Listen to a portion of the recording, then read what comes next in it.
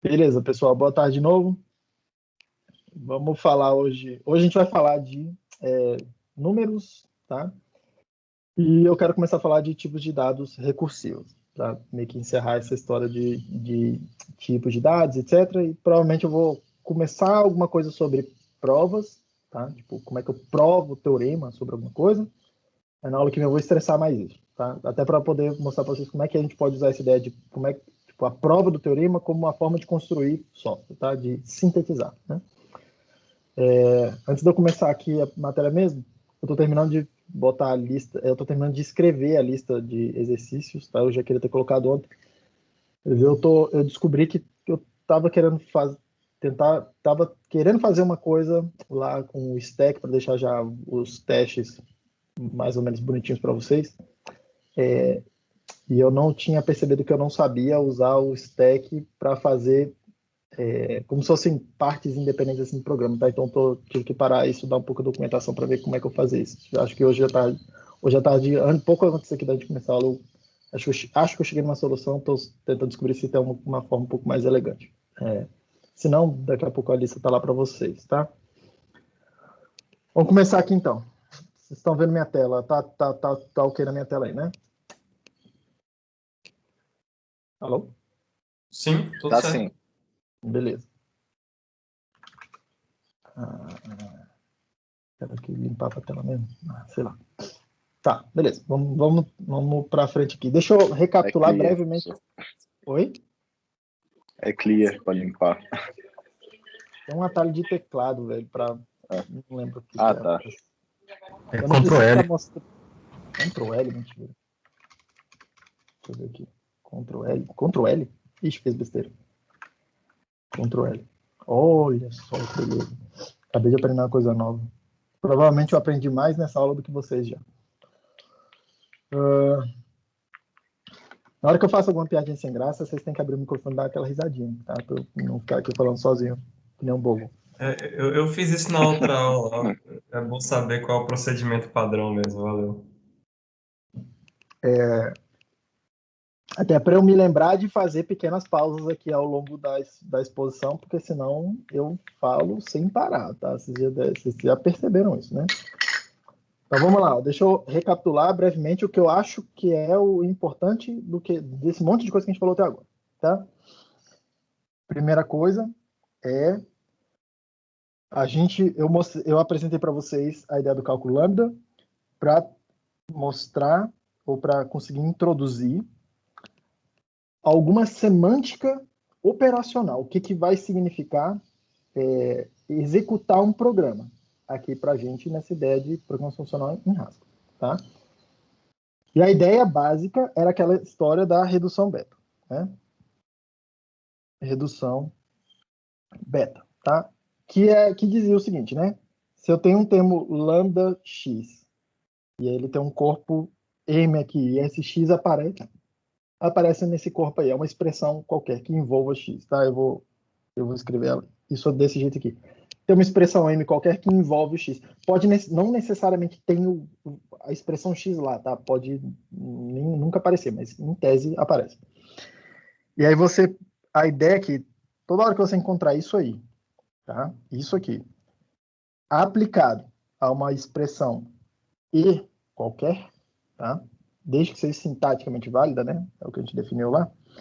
Você vai poder reduzir, e essa é a regra da redução beta, vai eliminar a cabeça da abstração, e nessa expressão M, você vai pegar toda a ocorrência do X e substituir pela expressão E. A expressão inteira, se for uma função, um negócio complicado, você simplesmente copia uma coisa e cola no lugar do X. Tá? E essa é a semântica de execução mesmo da coisa. A gente sempre é uma palavra muito forte, tá? Mas o que a gente está atrás é de expressões que estão na forma normal, tá? Então, a gente constrói várias expressões que não estão na forma normal e a gente avalia essas expressões, reduz elas até não ser mais possível reduzir, fazendo essa redução beta aqui. E é isso que a gente está atrás. Quando a gente encontra uma expressão dessa, que a gente chama na forma normal, não é mais possível reduzi-la, aquilo ali para a gente vai ser o valor ou o resultado da computação, tá? Essa é a ideia. Mantenham isso em mente, porque esse aí é o racional mesmo da coisa, tá? Segunda coisa importante, eu mostrei vários exemplos para vocês. Segunda coisa importante aqui é a ideia dos tipos, tá? Os tipos, eles vão servir para a gente, num primeiro momento, o que é o tipo, né? O tipo é uma anotação que a gente faz em cada uma das expressões que a gente constrói na linguagem, tá? Então, a anotação que eu estava usando era essa, né? Eu tenho uma expressão, vou marcar com letra minúscula, inclusive. Eu tenho uma expressão e, tá? Sintaticamente vale na linguagem, e a gente vai associar um tipo T a essa expressão I, tá? E todas as expressões vão ter um tipo, ok? Num primeiro momento, tá? A ideia de tipos é para eliminar programas errados, em tese, né? Vamos chamar assim, errados, tá? Porque agora, um programa válido, um programa que vai ser despachado para execução, que vai ser reduzido, aquela coisa toda, ele vai ser avaliado. Ele tem que ser, primeiro, sintaticamente válido, ele tem que fazer sentido sintaticamente. 2, ele tem que ter um tipo consistente. Eu tenho que conseguir casar, encaixar todos os tipos de todas as expressões, tá? Isso implica principalmente assim, na prática, tá? É dar a cada função um dado que tem uma cara ou uma determinada estrutura que aquela função sabe operar em cima daquela estrutura, tá?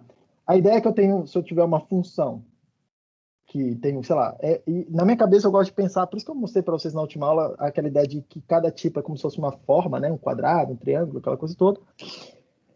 Porque na minha cabeça cada função, tá? É como se fosse aquele brinquedinho de criança que tem uns buraquinhos, um que tem a forma de estrelinha, um que tem a forma de bolinha, outro que tem várias formas assim, que você tem e você tem peças, tá? E você pode ter peças do mesmo formato com cores diferentes, tá? Cada formato é a estrutura do tipo. Cada tipo, e eu gosto de ver dessa forma na minha cabeça, cada tipo define um formato daqueles lá, uma forma daquelas lá. Então, sei lá, se eu tenho um quadradinho vermelho, quadradinho amarelo, quadradinho triangular, todos eles têm uma coisa em comum, todos eles são quadradinho, tá? E a gente agrupa isso no tipo do quadradinho, tá? Essa é meio que a ideia. E junto desse tipo tem a informação mesmo, tá? Que está sendo carregada lá na expressão, né? Ou no mundo dos valores, tá? Que na minha analogia aqui é a cor. A cor é amarela, a cor é verde ou a cor é vermelha. Sei lá que cores que eu estou usando aqui, tá? E a ideia que eu tenho, beleza, então eu tenho uma função aqui que tem um buraco quadrado e se eu tentar dar para ela uma peça quadrada, tá tudo bem. Se eu tentar dar isso é o que a gente vai chamar de tipagem consistente, tá? A função espera uma peça quadrada e eu entreguei para ela uma peça quadrada. Tá ok. Por outro lado, se a minha função tem um buraco quadrado, ela espera uma peça quadrada, e eu peguei uma peça em formato de estrela, não encaixa, eu não vou conseguir pegar o meu dado e colocar lá dentro, tá? Para a função poder processar. Nesse momento, a gente vai dizer que vai acontecer um erro de tipo. Tá? A função espera os seus dados estruturados numa determinada forma, tá? Ela espera uma determinada estrutura, e você entregou dados que tem uma outra estrutura. Tá? É isso que os tipos para a gente aqui vão estar fazendo. Tá? E repare, tá? Eu estou falando o tempo todo aqui da palavra estrutura, cara. Tá? Estrutura, forma, né? Isso aqui, no meu entender, é um conceito-chave de usar a ideia de tipos. Não é só para o programa correto, tá? É para eu conseguir modelar corretamente o meu problema. É para eu ter alguma coisa na linguagem que me permita modelar meus problemas, tá? E é isso que os tipos vão estar dizendo, tipo, é isso, essa é o pulo do gato aqui na história dos tipos em Haskell, tá? Porque a gente vai construir tipos que capturam determinadas estruturas, que representam determinadas estruturas, que tem a ver com estruturas dos nossos problemas que a gente está tentando resolver. Tá? É isso que a gente quer fazer no final das contas. Tá? E aí a gente captura essa informação estrutural, a informação das formas, nos tipos, E o compilador vai ajudar a gente a verificar se tá ok, se isso está consistente. Tá? A despeito da computação. A despeito dos valores específicos. Tá? E isso daqui, eu acho que tem que estar muito claro para vocês, porque vocês vão estar programando o tempo todo em 2 planos aqui. Tá? Um primeiro plano, que é o plano dos valores, tá? Que é onde acontece essa semântica operacional do cálculo lambda aqui. Tá? Eu peguei um valor, processo ele, vou substituindo para gerar novos valores. Okay? E eu tenho um outro plano em todos os meus programas que eu vou gerar, que é o plano dos tipos. Okay? Na parte de cima, os tipos, eles são abstrações. Tá? Tipo, o que vai morar lá em cima são abstrações. Tipo, eu não dei essa aula no começo, que é uma aula meio filosófica, toda vez nas aulas de eletrônica, circuitos, eu falo sempre uma coisa, mas tipo, eu entro em muito detalhe o que é essa ideia de abstração. Tá? Mas aqui para a gente, eu acho que vai ser suficiente dizer que abstrair é jogar informação fora. Tá? Abstrair é jogar informação fora. Abstrair é sinônimo ou uma palavra parecida com a ideia de simplificar. Tá? É você pegar várias informações que são dados concretos que moram aqui no mundo dos valores e olhar e falar assim, tá bom, mas o que é que esses caras todos têm em comum? Tá? E a resposta disso, que todos esses caras têm em comum, é o tipo deles. Ou pelo menos é assim que a gente está capturando. Tá? Então você pode entender o tipo, tá? De 2 formas. Como essa abstração aqui, e isso é algo que a gente vai querer fazer, tá? O tempo todo, assim, extremamente comum, tá? Não é simples de fazer isso aqui, não é simples que eu digo assim, depois que você entra nesse mindset, fica o negócio mais, você só quer fazer isso, tipo, construir primeiro essas abstrações. Por isso vocês vão ver em muitos lugares que Haskell, tipo, você vai fazer um programa em Haskell, você não faz exatamente o programa, você escreve uma biblioteca inteira primeiro, e aí depois você escreve o seu programa. É um negócio meio ao contrário, assim, do que tipo, todo mundo começa a fazer. Faz o programa, depois tenta achar peças ali daquele programa. Pô, eu quero reutilizar essa e aquela função. Aí você encapsula isso na biblioteca.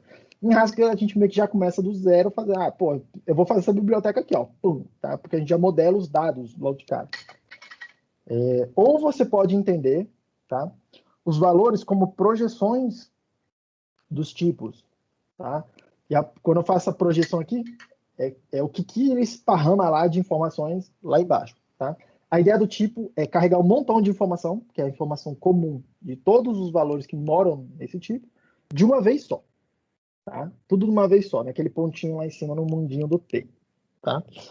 E a gente vai fazer a modelagem dos nossos problemas nesse mundinho dos tipos, tá? E a computação, de fato, a solução dos problemas nesse mundinho de baixo, que é no mundinho dos Vs, tá?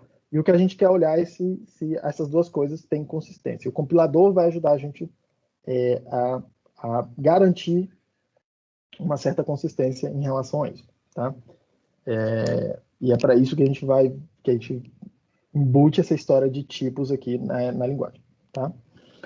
Então, isso aqui é o grosso da coisa, tá? Aí a gente viu várias questões de sintaxe, né? Como é que define função, como é que define valores, enfim, tá? Tipo, não vou ficar estressando isso. E como que declara tipos, né? Na última aula a gente viu a palavra-chave data, tá? A gente usa do lado de cá, junto dela, eu vou chamar de T. Opa, data T. Para introduzir o novo tipo T, tá? Seria um elemento, vou chamar de type, que seria esse elemento aqui dentro. Quando eu falo data type, ou o nome do tipo que eu estou querendo criar, eu estou construindo naquele plano de cima um elemento novo. Estou introduzindo isso no mundinho que o meu programa vai poder operar. Tá? E do lado direito do sinal de igual, a gente vai introduzir formas de construir os valores que esses tipos projetam no mundo dos valores. Tá? E aí eu mostrei para vocês que aqui a gente vai ter 2 construções básicas. Tá? A primeira delas é o que a gente chama de tipo produto. Tá? Então, eu vou chamar de, por exemplo, P1. Tá? Meio que continua na linha ali. O P1 é o tipo produto.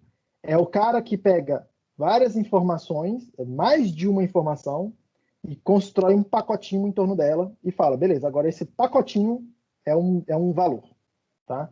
Então é um cara, por exemplo, tá, que pega um valor inteiro e junta com um valor char e constrói, por exemplo, nesse caso aqui, que a gente vai chamar depois de uma tupla, que na primeira posição, numa das posições, tem um inteiro, tem um valor específico desse tipo inteiro aí, e na outra posição tem um valor concreto do tipo char, tá? Esses dois caras aqui em particular, int e char, são dois tipos primitivos, tá? É como se eles fossem enumerações, que é o segundo tipo que eu vou falar aqui, né? O tipo soma, tá? Só que eles não são explicitamente definidos, declarados num arquivo igual a gente está fazendo os outros, tá? Até por questão de eficiência, tá? Então isso aí é embutido no compilador, mas é como se fosse a enumeração também, tá? Tem um elemento C minúsculo que pertence a esse char, um elemento A minúsculo que pertence a esse char. Tem um elemento emoji com carinha, aquele que tem uma carinha explodindo assim, tá? Tipo, que é o soltando fumacinha, que faz parte desse char aí também, tá? Então tem vários tipos de caracteres diferentes que moram nesse cara aí, tá? E a outra ideia é o tipo soma, tá? Que a gente vai chamar, que é o tipo que fala o seguinte, olha, esse elemento faz parte desse conjunto desses tipos aqui. Então, por exemplo, do jeito que está aí na tela, P1 int char é a única estrutura possível para dados desse tipo type, tá? Só que imagina que eu tivesse uma outra estrutura alternativa, tá? E aí eu gostaria, tipo, é o exemplo que eu vou usar, a gente vai usar a barrinha, né, o caractere, a barra para introduzir aqui um P2 com uma outra estrutura, tá? E eu queria dar um exemplo concreto, que inclusive vai estar na lista de exercícios lá de vocês, tá? E é bem nessa pegada de números, tá? Todos vocês aí fizeram, ou fizeram a disciplina de variável complexa, ou em algum momento vocês estudaram números complexos, porque todo mundo aí teve que fazer eletromagnetismo ou alguma coisa parecida e não tem como fugir disso, tá? Ou circuitos. E aí lá vocês viram uma nova classe de números, né, que é uma extensão dos números reais, tá? Que a gente chama de números complexos. E você pode entender isso aí, né? De várias formas, tá? O número complexo pode entender de várias formas, mas você pode entender que cada número complexo desse é um ponto num plano, tá? Num plano onde uma das coordenadas é o que a gente chama de o eixo é o eixo real do lado de cá, né? E o outro eixo a gente dá nome de eixo dos números imaginários, tá? E cada ponto nesse plano aí é um número complexo, ok? Então repare, para caracterizar esses caras aí, eu preciso de duas informações, certo? Do jeito que está aqui. Sempre vai precisar de duas informações, tá? Só que tem várias formas de entregar essas duas informações. E vocês estudaram duas delas, tipo, que são duas representações clássicas de números complexos, né? A primeira é o que a gente chama de coordenadas cartesianas, tá? É você falar assim, tá bom, eu vou fazer a projeção desse cara do lado de cá, esse tamanho aqui da origem, do zero, até essa projeção no eixo dos números reais aqui, vai ser uma das minhas coordenadas, e a projeção desse cara no eixo dos imaginários é a minha outra coordenada. E você escreve alguma coisa do tipo assim, esse ponto C vai ser igual, sei lá, A mais JB. J é o número imaginário lá, né? O J definido da forma, tá? J ao quadrado é igual a menos 1, tá? Ele vai ser definido dessa forma aí. E porque J, tá? Alguns de vocês vão estranhar, porra, professor, usei Izinho a vida inteira. Pois é, mas eu sou da área, assim, minha formação básica em eletrônica I é corrente, então o J tem que usar outra letra para essa coisa, tudo bem? Outra representação que vocês estudaram, completamente viável, tá? Em vez de usar essas projeções aqui, você fala o seguinte, não, eu não vou te dar esses dois dados, eu vou te dar outros dois dados. Eu vou te dar o dado que é a distância da origem até esse ponto C, tá? eu vou chamar aqui de D, e o ângulo, que essa reta aí, ó, tá? Qual a direção para onde esse vetor aí está apontando, tá? E aí, que vocês chamaram isso aqui de coordenadas polares, tá? Normalmente a gente representa assim, né? D, usando alguma coisa assim, tá? Ou alguma notação parecida com isso, ou equivalente, tá? Aqui para a gente vai precisar ajustar. Então, repara uma coisa, olha o que está acontecendo, tá? Aqui em Haskell eu poderia querer capturar essa noção, fazer, por exemplo, uma biblioteca de operações com números complexos, tá? E vocês estudaram lá que você fica transformando de uma representação para outra, tá? O tempo todo, porque numa representação, em coordenadas retangulares, é mais fácil fazer as operações de soma e subtração. Lá nas coordenadas polares é mais fácil fazer a operação de multiplicar e dividir, tá? É bem mais simples. E aí você fica fazendo a coisa de um lado para o outro, porque aí você consegue definir as operações de maneira mais conveniente e fica transitando entre as duas, tá? Imagina que você quer representar isso aí, só que agora em Haskell. Então, alguma coisa parecida com, tá? Não estou dizendo que é, mas alguma coisa parecida com data, que eu vou introduzir um novo tipo, preciso dar um nome para ele, complex, né? E aí eu poderia querer fazer alguma coisa tipo assim, porra, beleza, eu quero um tipo, tá? Que me permita representar números nos dois formatos. Então, repare, eu tenho duas estruturas diferentes. Tá? Tenho duas estruturas diferentes. E é isso que é o importante aqui, que eu quero colocar para vocês. Uma primeira estrutura, eu vou dar nome para ela, essa vai ser a estrutura que captura essa ideia das coordenadas retangulares. Então, posso querer chamar de rect, por exemplo, tá? Sei lá, float. Tem formas melhores de fazer isso aqui, mas para começar a conversa. Então, eu posso construir esse tipo de dado que pega, tá? Dois floats, duas coordenadas, que eu vou representar usando esse tipo numérico aí, e junto elas numa estrutura que é construída com essa função, ou com esse construtor, tá? Que chama rect. Tudo bem? E aí, repare, tá? Se eu quiser construir o número 1 mais J2, tá? Se eu quiser construir esse número aqui, representar esse número usando essa, sei lá, tem um número Z aqui qualquer. Usando esse tipo, eu vou ter que fazer alguma coisa do tipo, sei lá, eu vou ter que fazer alguma coisa na seguinte linha na linguagem, né? Z igual a rect 1, 2, por exemplo, tá? E eu estou representando aquele número naquele formato ali. E aí eu gostaria que você chamasse a atenção para vocês que isso aqui tudo é um valor daquele tipo complex. Se eu perguntar para o meu compilador, qual o tipo dessa expressão aí? Rect 1, 2. Complex. É isso que ele vai me dizer. Tá? Cuidado para não confundir, isso não é do tipo rect. Tá? Não, isso é do tipo complex. Do tipo complexo que a gente definiu. Só que eu quero representar a estrutura alternativa. Tá? E eu preciso de alguma coisa para me dizer. Repare que os dois vão usar dois números reais. Né? Tá? Os dois vão usar float e float. Mas eu preciso de alguma coisa para me dizer, não, tá bom, mas esses dois números significam essas duas projeções. Ou esses dois números, um significa a distância e o outro significa o ângulo, tá? Então, vou fazer alguma coisa nessa linha, né? Vou dizer, eu aceito a primeira estrutura ou a segunda estrutura, usando essa barrinha aí. Polar, float, float. Por exemplo, tá? Por exemplo. E aí, se eu quisesse construir o número, sei lá, Z2, sei lá, 1 fase 0, tá? Eu diria alguma coisa assim lá na minha linguagem. Z2 é polar 1, 0. Beleza? E aí, se eu perguntar para o meu compilador, para o meu interpretador, qual que é o tipo dessa expressão? Polar 1, 0. Ele vai me dizer que é do tipo complex. Tá? Então, repare.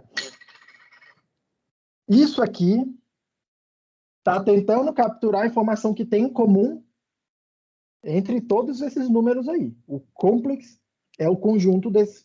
A gente vai tentar capturar essa ideia dos números complexos. Por exemplo, aqui, tá? Só que eles têm duas estruturas possíveis. Uma é de coordenadas retangulares. Então, eu construo uma estrutura para representar isso, tá? E a gente usa isso aqui, esses construtores para isso. A outra estrutura possível é desses números polares. Ok? Agora, repare uma coisa, tá? Eu preciso construir alguma noção, tá, de igualdade. Não existe nada aqui. Eu preciso começar a definir tudo. Tá? O meu compilador, o meu interpretador, agora, se eu apresentar esse dado para ele e perguntar, rect 10 é igual a o polar 10, deveria ser. Né? Deveria ser. Se eu pegar no meu plano aqui, coordenadas retangulares, tá? 10 é o ponto que está bem aqui. Em coordenadas polares, 10 é o ponto que está aqui também. Então, repare, em coordenadas, esse número, né? 1 mais J0, tem que ser igual, ele é igual ao número 1 fase 0. Ele é igual, tá? Só que o tipo sozinho não representa isso, tá? Ele me permite dizer, opa, tem 2 dados aqui e essa estrutura aqui, ó, você construiu ele desse jeito. Não, tem aqueles outros 2 dados ali e você construiu ele desse jeito, tá? Se eu quiser apresentar essa noção de igualdade, por exemplo, eu preciso definir uma função igual que vai comparar esses caras, ok? E aí começa a brincadeira. Tá? E aí começa a brincadeira. Porque repare que essas propriedades desses números, tá? Essas propriedades, no caso aqui, algébricas, o que é somar, o que é multiplicar, o que é comparar dois desses caras. Tá? Eu preciso construir todas essas noções por meio de funções que recebem esses complexos e tomam decisões. Tá? O tipo não serve para isso. Tá? A combinação, isso vai acontecer com a combinação dos tipos com as funções. E é para isso que vai servir as classes de tipos, tá? os type classes lá, né? Que a gente usa aquela palavra-chave class para introduzir. Tá? É para poder falar, olha só, esse tipo aqui é a ideia do contrato, né? Olha, esse tipo aqui me dá essas funções, só que algo que a gente sempre vai colocar, e eu vou estressar isso depois quando a gente for falar de casos mais concretos, tá? De classes que a gente usa o tempo todo. A gente espera alguma propriedade delas, tá? Então, por exemplo, a classe numérica tem uma função de somar lá, é a função mais. Você espera propriedades dessa função aí que captura a mesma ideia de soma lá soma dos números reais, dos números inteiros, só soma numérica lá que você quer. Então, por exemplo, uma dessas propriedades, tá? Você quer que A mais B seja igual a B mais A.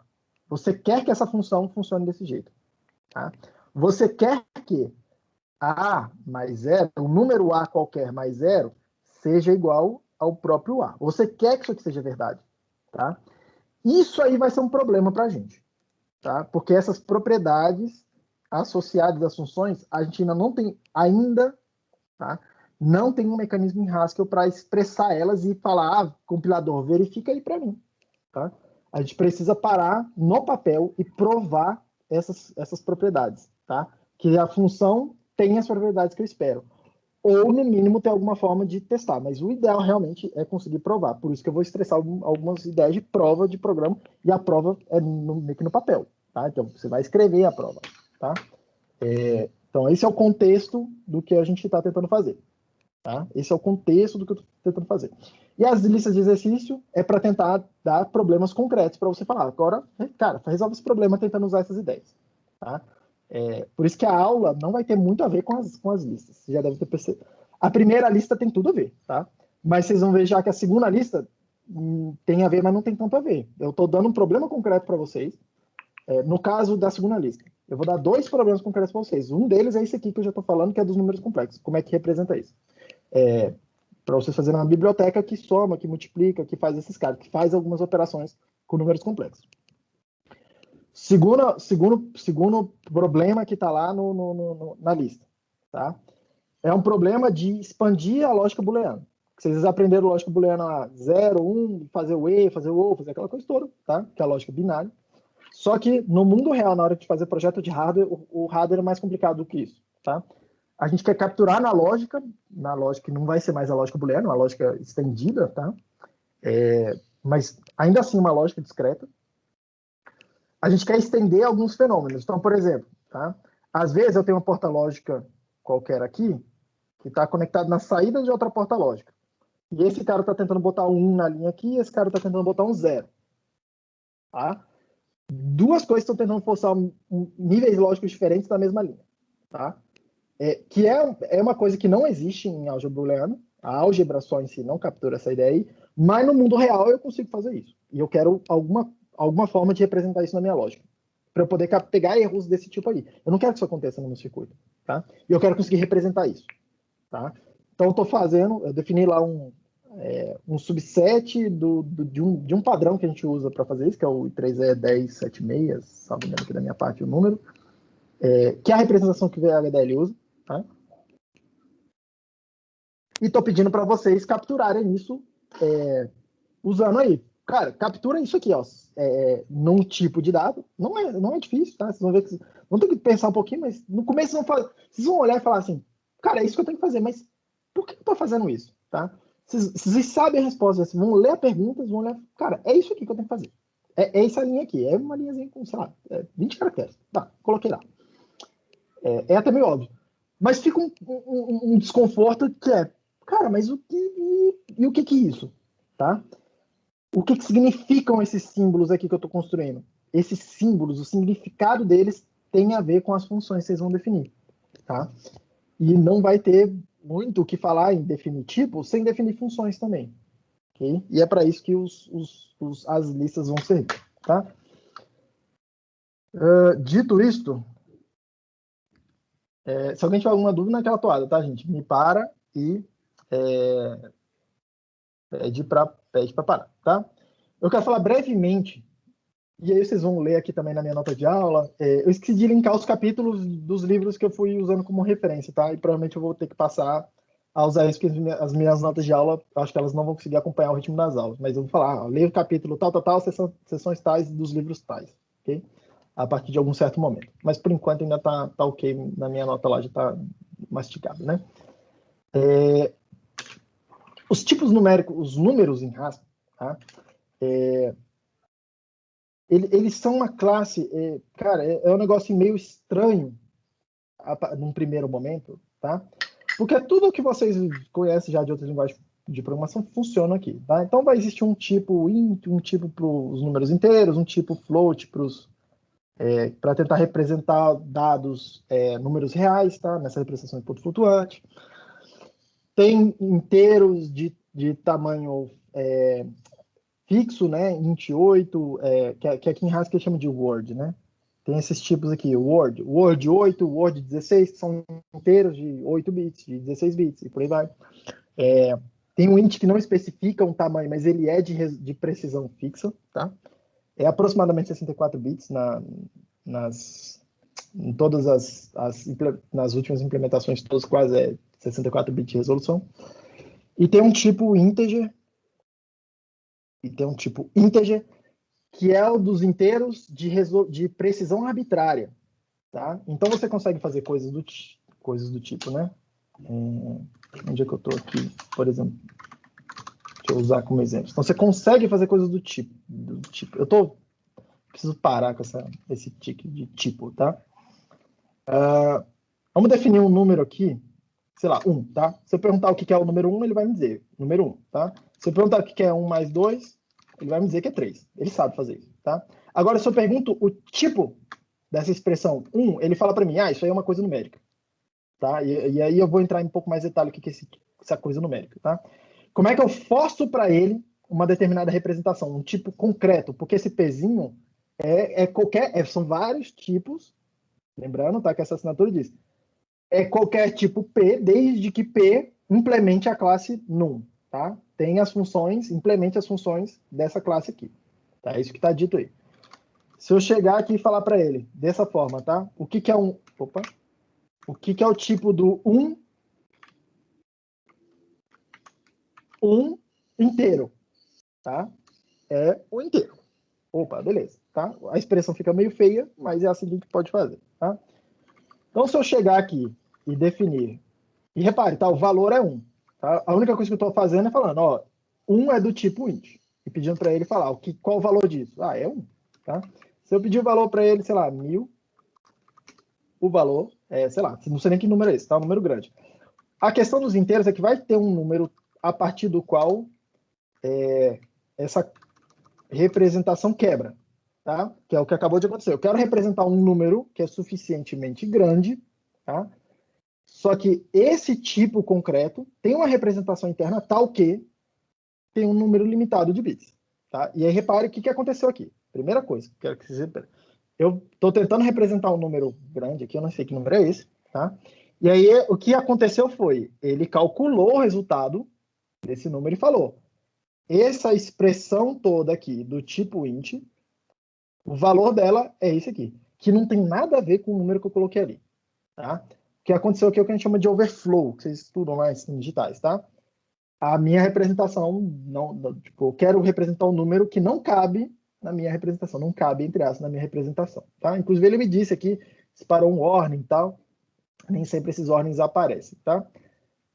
Inclusive, falou aqui, ó, o range que eu entendo para os dados do tipo int é esse range aqui, de menos esse número grandão aqui até esse número grandão, ok? Que é mais ou menos 64 bits, ok? O tipo integer, repare, eu estou pegando exatamente a mesma expressão, tá? Só que eu estou falando, essa expressão é do tipo integer, tá? Esse tipo integer, ele representa isso. Então, por exemplo, tá? Ele representa inteiros de tamanho arbitrário. O único limite aqui é o limite de memória que tem na tua máquina, tá? Provavelmente vocês têm vários gigas de memória na máquina de vocês. Então, vou inclusive dar uma exagerada aqui, tá? E você vê que ele não tem problema nenhum em fazer isso, ok? Obviamente, o que está acontecendo por baixo dos panos? Ele está juntando, sei lá, 64 bytes é um inteiro. Ele tem uma biblioteca, alguma coisa embaixo disso, falando o seguinte, opa, eu preciso representar um número, eu preciso de 2 palavras dessa 64. Ele vai lá e aloca numa memória no teu computador, 128 bits e coloca o seu dado lá dentro. Não, sei lá, preciso de 1 gigabyte para poder representar o número. Ele vai lá, aloca 1 giga na tua memória RAM, e representa o número. Se eu precisar fazer a soma de 2 números grandões desse, aí é aquela coisa que vocês estudaram em sistemas digitais também, né? Tem que quebrar o número em bytes, no caso aqui em palavras, tá? Em palavras 64, fazer pedaços por pedaço dessa soma e depois juntar tudo e montar uma palavra grandona de novo. Então demora mais do que simplesmente somar 2 palavras que o teu processador faz, sei lá, um ciclo de máquina, tá? Então, esse tipo integer é mais lento. Por outro lado, você ganha essa história da resolução. Tá? É bem mais lento. Tá? Provavelmente aqui centenas de vezes mais lento do que usar índice. Tá? Só que, por outro lado, você ganha essa ideia de resolução. Você não precisa se preocupar com isso. Tipo, provavelmente nunca vai precisar se preocupar. Tá? E o que está acontecendo? Os tipos de dados numéricos, a ideia de Haskell é que você sempre represente cada expressão com o tipo mais abstrato possível. Tá? Com o tipo mais abstrato possível. E só decida qual é o tipo concreto na hora que você fala, cara, agora não tem jeito, eu preciso acessar a representação específica dessa coisa aqui. Porque a representação interna do integer é diferente da representação interna do int. Como é que eu vou colocar meus bits? Onde eu vou colocar meus bits? Quanto de memória eu vou pegar? Como é que eu faço as operações? Tá? Mas aqui em Haskell, o que a gente está tentando fazer o tempo todo é representar com o tipo mais abstrato possível. Por isso que quando eu pergunto aí, inclusive se eu perguntar o tipo dessa coisa aqui, ó, esse número grandão, sem falar qual é o tipo dele, ele vai me dizer que é um tipo P qualquer, desde que esse tipo P implemente essa classe num. Tá? É isso que define o que é um número aqui em Haskell para a gente. Os caras, todos os tipos concretos, que implementam essa interface, nessa classe. Tá? E o que tem nessa classe? Tá? Se eu pedir informações aqui dessa classe num, ele vai dizer para mim, beleza, essa classe num, para fazer parte dela, você tem que implementar uma soma, e repare, a soma pega 2 elementos do mesmo tipo e produz um novo elemento do mesmo tipo. Então, se é int, eu pego 2 ints e produzo um elemento do tipo int. Tá? Essa operação é fechada dentro dos conjuntos aí, do conjunto que eu estou operando, esse conjunto Azinho, qualquer que seja esse Azinho. Mesma coisa para subtração, mesma coisa para multiplicação. Tem um negate, que é para fazer o complemento. Tá? E aí aqui é uma coisa que é interessante. A gente quer propriedades disso, tá? A gente quer uma propriedade que é, né? Se eu fizer x mais negate de x, eu quero que o resultado disso seja 0. Isso aqui é parte da especificação desse mais, das duas funções, mais, que é uma função, e dessa função negate, tá? Eu quero que quando eu fizer isso aí, eles dois juntos tenham essa propriedade. Só que aqui tem um problema. Isso é um problema na linguagem, tá? Nessa linguagem particular. A gente não consegue expressar isso na própria linguagem, tá? Pelo menos não ainda. Haskell tem evoluído muito. Para fazer isso aqui, a gente precisa conseguir programar lá no nível dos tipos, para poder programar funções em cima dos tipos, falar, ó, isso aqui tem que ser verdade, aquilo tem que ser verdade e tal. E aí o compilador conseguiria fazer coisas um pouco mais poderosas, tá? Que a gente chama de dependent types, né? Tipo, são linguagens muito mais complexas, tá? Mas não é de todo problemático também, tá? Desde que o programador, na hora que eu estiver implementando aquela classe ali, eu garanto que a minha implementação da função mais e a minha implementação da função negate, na hora que eu juntar essas duas coisas nessa expressão aí, ela funcione do jeito que a gente quer, tá? Então, esse é um exemplo. Coisas que não funcionam, não estão definidas, tá? Pelo menos não a princípio, tá? Tentar fazer a soma, esse mais aí, se eu perguntar o tipo do mais, repare, é azinho, prazinho, prazinho, tá? Isso quer dizer o quê? Se eu especializar o primeiro termo para int, deixa eu até... eu passei o primeiro argumento e falei que o tipo dele é um tipo int, tá? Se eu perguntar o tipo dessa expressão nova aqui, foi especializado, perceba lá. Não é mais uma soma de duas coisas quaisquer. É a soma do no elemento 1 do tipo int, produzir uma nova função, que espera um dado do tipo int. Okay? Espera um dado do tipo int. E aí, coisas funcionam bem e outras coisas não vão funcionar do jeito que vocês querem. Então, por exemplo, fazer 1 mais 2 vai dar 3, quaisquer que sejam esses tipos 1 e 2, desde que seja o mesmo tipo. Tá? Se eu não falar nada, vai funcionar bem. Mas eu não consigo fazer coisas dessa natureza aqui. 1 mais 2.0. 2.0 não é a representação de nenhum número inteiro. Tá? 2.0, se eu perguntar qual o tipo dessa expressão, né?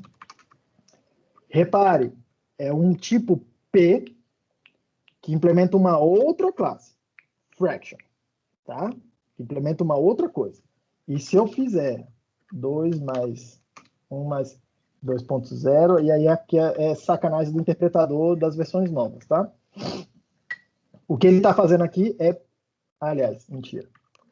Porque o 1 serve como fraction, né? Então, mais uma coisa que não serve é o 1 especificamente do tipo inteiro, tá? E aí ele vai falar para mim, olha, eu não sei somar 1 mais 2. E aí, quando você tenta fazer... Eu estou fazendo um exemplo muito razoavelmente artificial, porque eu estou forçando os tipos, repare, tá? Eu estou forçando a barra com o compilador. Mas eu estou trazendo isso aqui porque isso vai acontecer direto com a gente sem querer. Tá? A gente, tô tentando fazer duas coisas que deveriam funcionar e não funcionam. Tá? Então, por exemplo, eu não consigo somar um número inteiro com um número fracionário, um float, que é aquele fraction lá. Por exemplo, se esse 2 aqui, eu especializar ele para o tipo float, que faz parte daquela classe lá, ele está falando para mim. Tá? O que ele está falando para mim olha, programador, eu não sei somar, eu estava esperando, ele não fala não sei, tá? Ele fala, eu estava esperando um dado do tipo int e você me deu um dado do tipo float. Tá? E por conta disso, o seu programa os tipos do seu programa estão inconsistentes. Tá? E aí ele tenta te dizer onde é que está o problema, tá? Qual é o argumento que está com o problema? O segundo argumento da função mais, tá? Esse aqui, ó, o argumento que eu passei para ele, tá? Que é literalmente o que eu passei aqui para ele, tá? Onde que está isso? Nessa expressão, que é a expressão inteira que eu passei para ele, tá? Isso daqui, vocês vão ver que com o tempo aí, essas mensagens vão ficar mais complexas, porque a gente vai estar fazendo expressões mais complexas, tá? Mas o tempo todo você tem que entender que cara, se eu estou usando uma função que é azinho, azinho, azinho, se eu passar um tipo int e um tipo integer para ele nessa função, não vai funcionar, tá? Repare que ali eu forcei a barra. Uma coisa que não deveria, pelo menos intuitivamente, ser entendido como forçar muito a barra, era fazer isso. Porque os dois tipos são inteiros. Não, isso deveria saber o que fazer, tá? Mas ele não sabe o que fazer. Ok?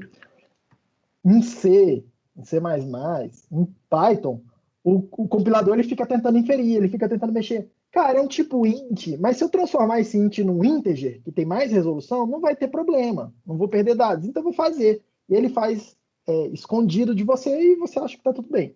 Tá? Haskell nunca vai fazer isso para você. Tá? Se você precisar fazer esse casting de tipos, você vai ter que fazer explicitamente. E aí, se vocês repararem aqui na classe num, tem uma função que chama fromInteger, tá? Que pega um integer e transforma num tipo abstrato. Num tipo abstrato, né? Tipo, pega um integer, tá? Nessa representação aí, esse tipo específico, e transforma num outro tipo, que é o tipo que você está fazendo aqui. Sei lá, o tipo int, o tipo word, outros tipos, tá? Então, repare, é uma função que faz casting, tá? Ele transforma um tipo no outro. Ele pega o mesmo dado e transforma um tipo no outro, tá? Algumas transformações dessa têm perda de dados, outras não. Tá? Essa do integer para int pode ter perda de dados. Tá? E aí o compilador te avisa lá, dá um warning e tal, aquela coisa toda, mas ele deixa você fazer, porque ele parte da ideia que se você está chamando uma função para fazer isso, é porque você sabe o que você está fazendo. Tá? Você está fazendo o que você quer. Tá? Não é mais sem querer. Ele não está fazendo uma coisa que pode dar errado sem você querer. Não é o compilador que está colocando o erro no seu sistema. Se alguém está colocando o erro, é você. Tá? É que é muito mais estrito. Okay? E aí, para fechar essa história dos tipos aqui, tá? Vocês estão vendo minha tela inteira, né? O Haskell vai definir para a gente, tá? O que a gente chama de hierarquia de tipos numéricos, tá? Então, por exemplo, aqui, ó, essa classe num, tá? Tem outras classes que precisam implementar essa classe num. Então, por exemplo, essa classe real aqui, então tem uma setinha saindo do num para o real, né? O que quer dizer isso, tá? Se olhar lá, pedir informações sobre essa classe real, ele vai falar o seguinte para mim. Ele fala o seguinte, olha só, essa classe, tá? Para um tipo Azinho, um tipo qualquer, Azinho, ser dessa classe real, ele tem que implementar essa função, toRational, que é uma função de conversão de casting de tipo, tá? Só que eu não aceito qualquer Azinho. Eu só aceito os Azinhos que implementam o num e essa classe ord, tá? Por isso que algumas classes elas são mais primitivas num determinado sentido do que essa classe real, por exemplo, tá? Se a gente abrir aqui o ORD, vocês vão ver que o ORD eu preciso da classe EQ, tá? O que o ORD faz, né? O ORD define funções, deixa eu subir lá as instâncias, define funções para comparar, para ordenar, né?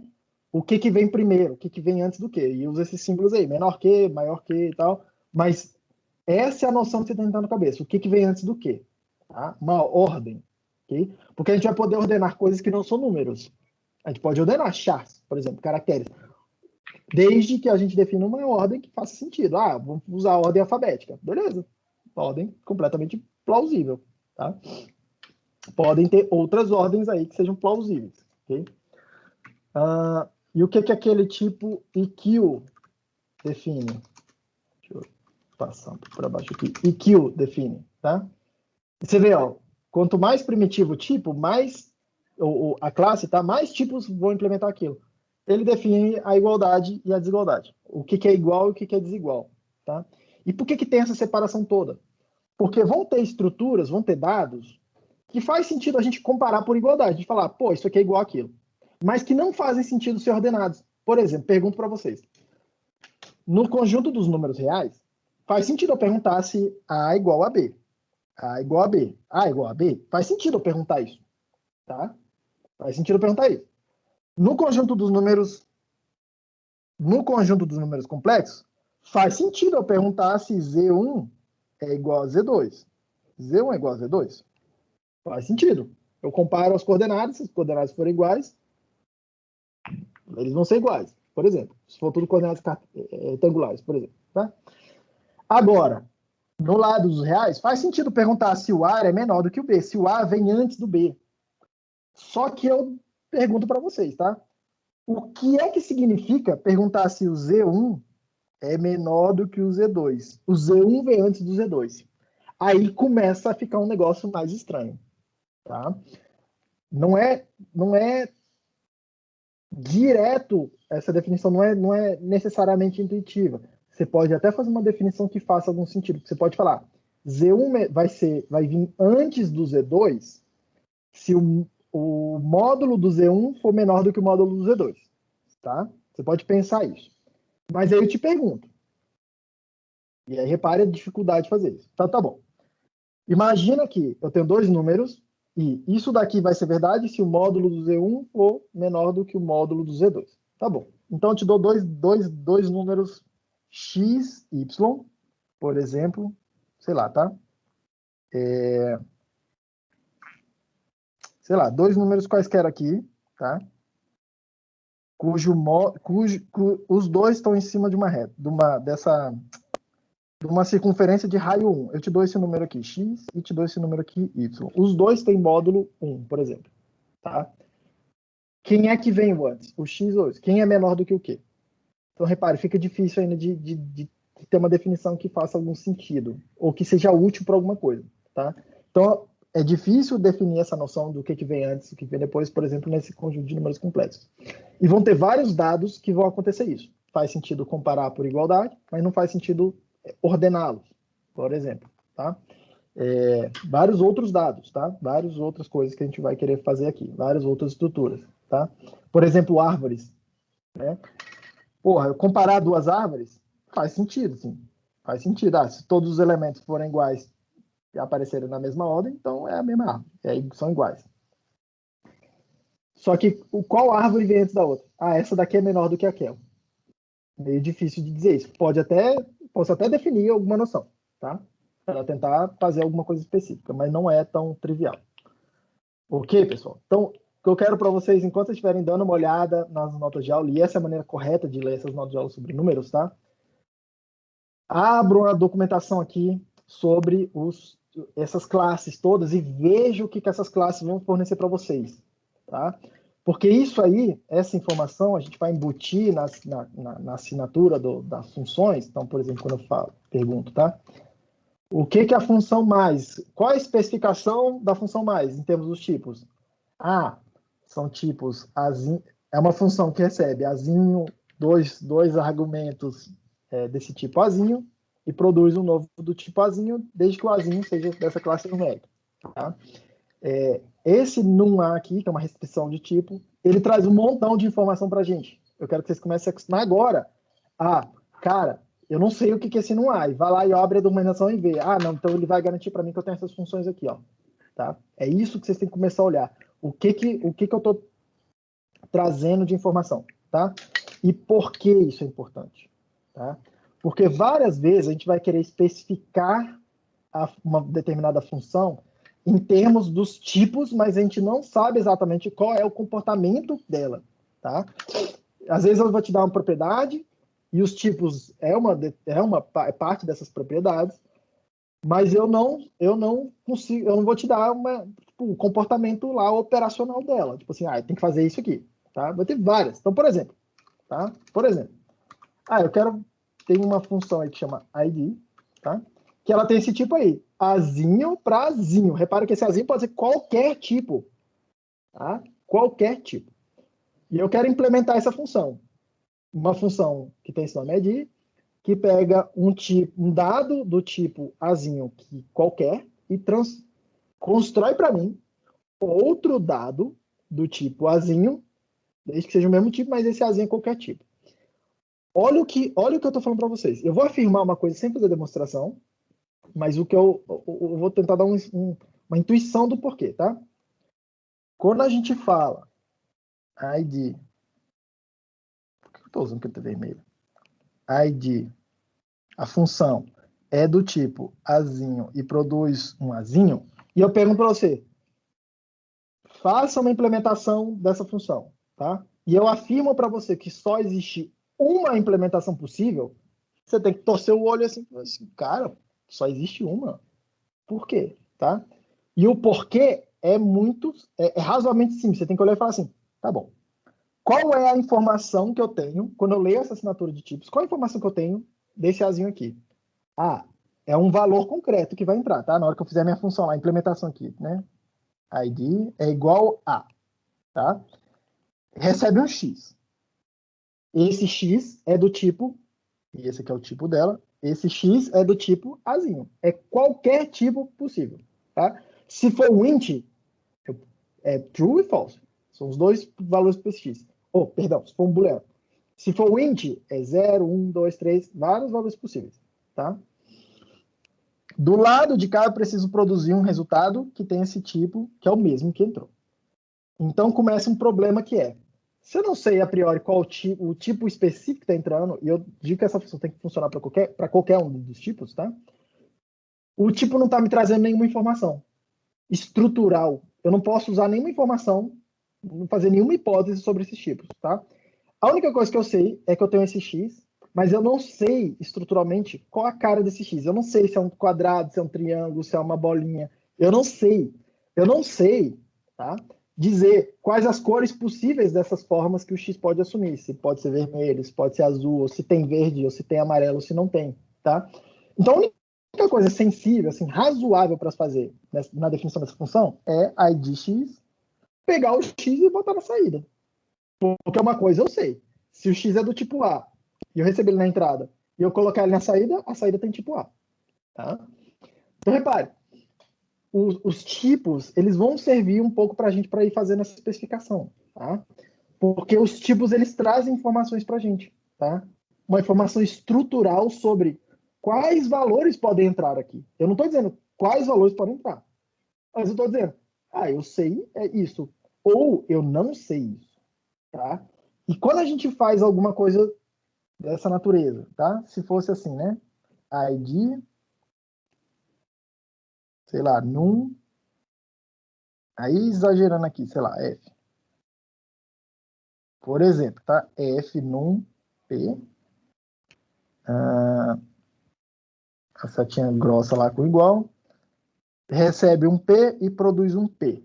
Aí você pode pensar, aqui tem mais coisas que são razoáveis eu fazer.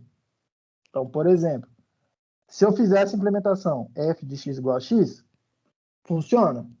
Funciona. Mas para que eu usaria esse NumP? Repare que esse NumP, ele meio que força eu usar alguma coisa que veio lá, alguma daquelas funções que vieram lá da classe num, tá? Dessa classe numérica. Tá? Porque se eu fizesse essa implementação aqui, eu não precisaria dessa informação adicional que o P é o número. Tá? Eu poderia eliminar essa parte da definição. Então, repare, o fato dela estar aí força que eu não faça essa função aqui. Porque senão não estaria aí essa restrição. Tá? Então, força que eu use alguma coisa do NumP. Então, por exemplo, f de x igual a, sei lá, abs de x. Isso aqui é razoável? É. Usa alguma coisa que veio lá do numérico? Usa. Completamente plausível. Outra implementação, tá? Alternativa. F de x é igual a signum x. Plausível? Totalmente plausível. Totalmente plausível. Tá? Outra implementação. F de x é igual a x mais 1. Repare que o mais veio lá da classe num. O símbolozinho 1, ele tem qualquer tipo, tá? Que adere a essa classe num. Então, isso aqui, ó, encaixa. Só que isso aqui só encaixa porque essas coisas estou usando da informação adicional que é, eu posso usar as informações que vieram junto dessa restrição, que é NumP. Não é qualquer P, é um NumP. Tá?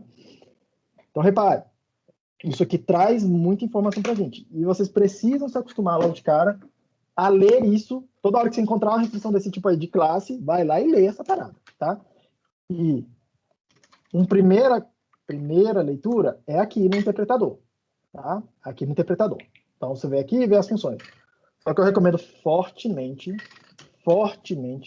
você vá lá no Google, procura aí o num, sei lá, vê a especificação da classe. Tá? Aqui na documentação da internet. Cadê ela?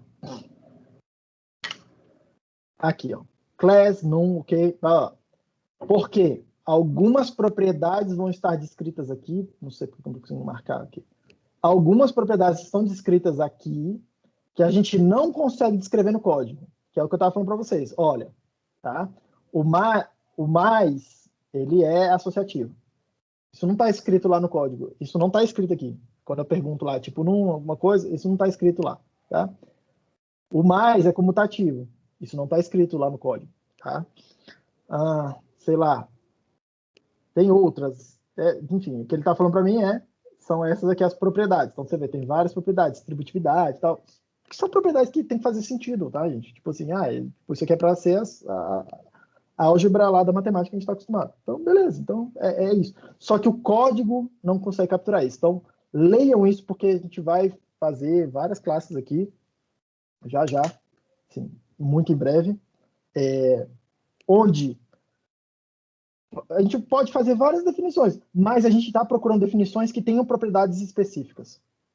Tá? E essas propriedades que não estão escritas no código, a parte delas vão estar capturando, a gente vai partir da ideia de que, cara, toda hora que eu enxergar em num alguma coisa, não é só o fato de ter as funções, tá? Que é a ideia da interface. Por isso que eu falei que, num primeiro momento, você pode até entender esse class como interface lá do Java, como uma classe virtual do C++, alguma coisa desse tipo, dessa natureza aí. Tá? Muito parecido. Só que não é só isso, tá? Porque tem propriedades que a gente não consegue capturar no código, mas quando eu falo para você num P, não é só tem a função mais, tem a função vezes. Não, é o tem o mais e ele se comporta assim, ó, com essas propriedades aqui, tá? Isso é uma falha da linguagem, tá? Se alguém quiser pensar, pô, isso é meio que um defeito da linguagem? Mas paciência também, tá? Eu também não vejo nenhuma forma muito sensível, né? Razoável de colocar isso aqui na linguagem, tá? Seria um negócio meio complicado. Professor, Pergunta, Felipe. e se eu quiser fazer a pergunta usando o terminal, né, usando a linha de comando, como eu consigo fazer a pergunta contrária? Porque a pergunta que a gente está fazendo agora qual contrato que eu tenho que assinar? Quais são os requisitos para eu ter esse contrato? E se eu quiser o contrário? E, por exemplo, quais são os contratos que exigem divisão? Exigem um operador barra. Como é que tem como fazer essa pergunta aí no Prelude? É uma boa pergunta. Deixa eu ver se eu entendi direito. É melhor você perguntar de novo. Pergunta de novo. É assim, o contrato num exige que tenha a implementação do operador mais. Que vamos por parte. Eu pergunto que contrato é esse fazendo isso. Exatamente. O que esse contrato exige? Tem que ter esse... Isso. Isso. Aí agora o que eu quero perguntar quais são os contratos que têm essa exigência? Por exemplo, não tem o operador barra aí. Eu quero saber quais são as classes, né? Quais são os contratos que exigem que o operador barra, o operador de divisão, tenha sido implementado. Boa pergunta. Eu acho que não tem nada ali. Talvez no Google. Eu nunca tentei fazer uma pergunta desse jeito aí, tá? Talvez aqui no Google a gente consiga fazer, porque é muito louco. O que a gente está procurando é coisas, classes, por exemplo, tá? Que exigem uma restrição.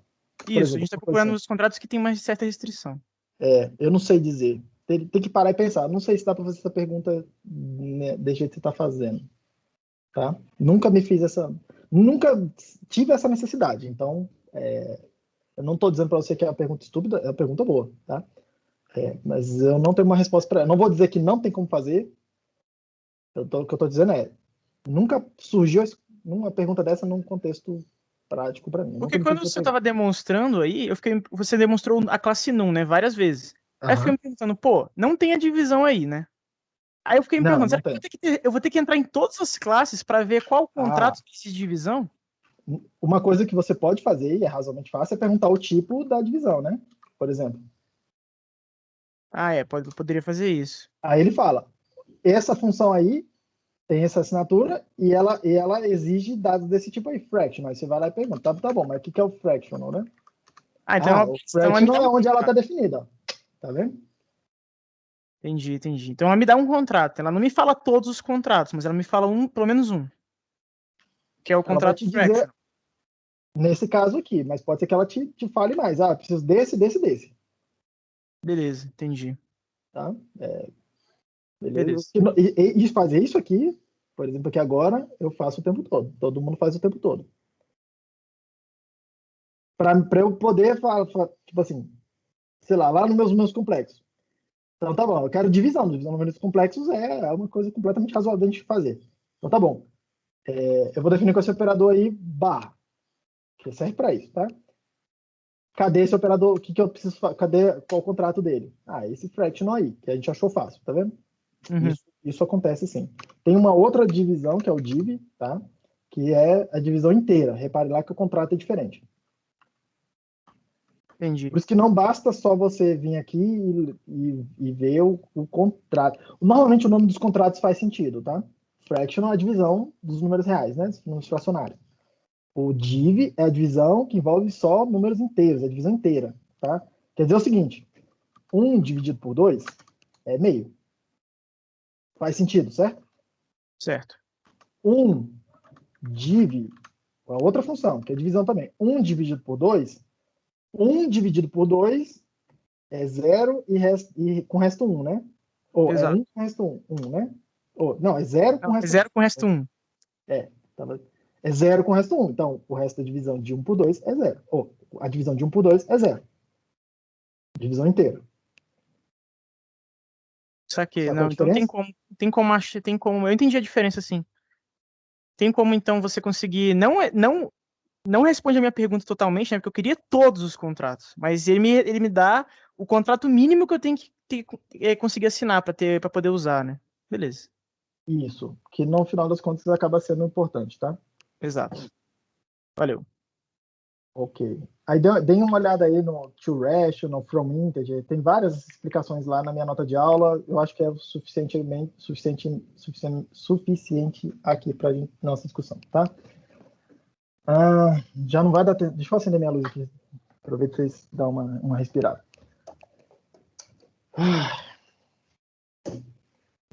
Cara.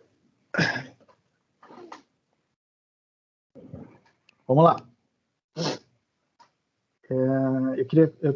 Eu vou saltar essa história aqui de implementar. O que é a divisão, né? É o floor, é o arredondamento. Leiam arredondamento, eu vou voltar a essa história de fazer essa função aqui depois, tá? De arredondar e tal. Quero entrar na ideia lá dos tipos recursivos, tá? E para isso eu vou usar o seguinte exemplo, o seguinte contexto. Tá? Vamos lá. Imagina que eu quero modelar o conjunto dos números naturais, tá, gente? Lembrando, aqui para a gente os números naturais são aqueles que eu vou chamar assim de nzinho, né?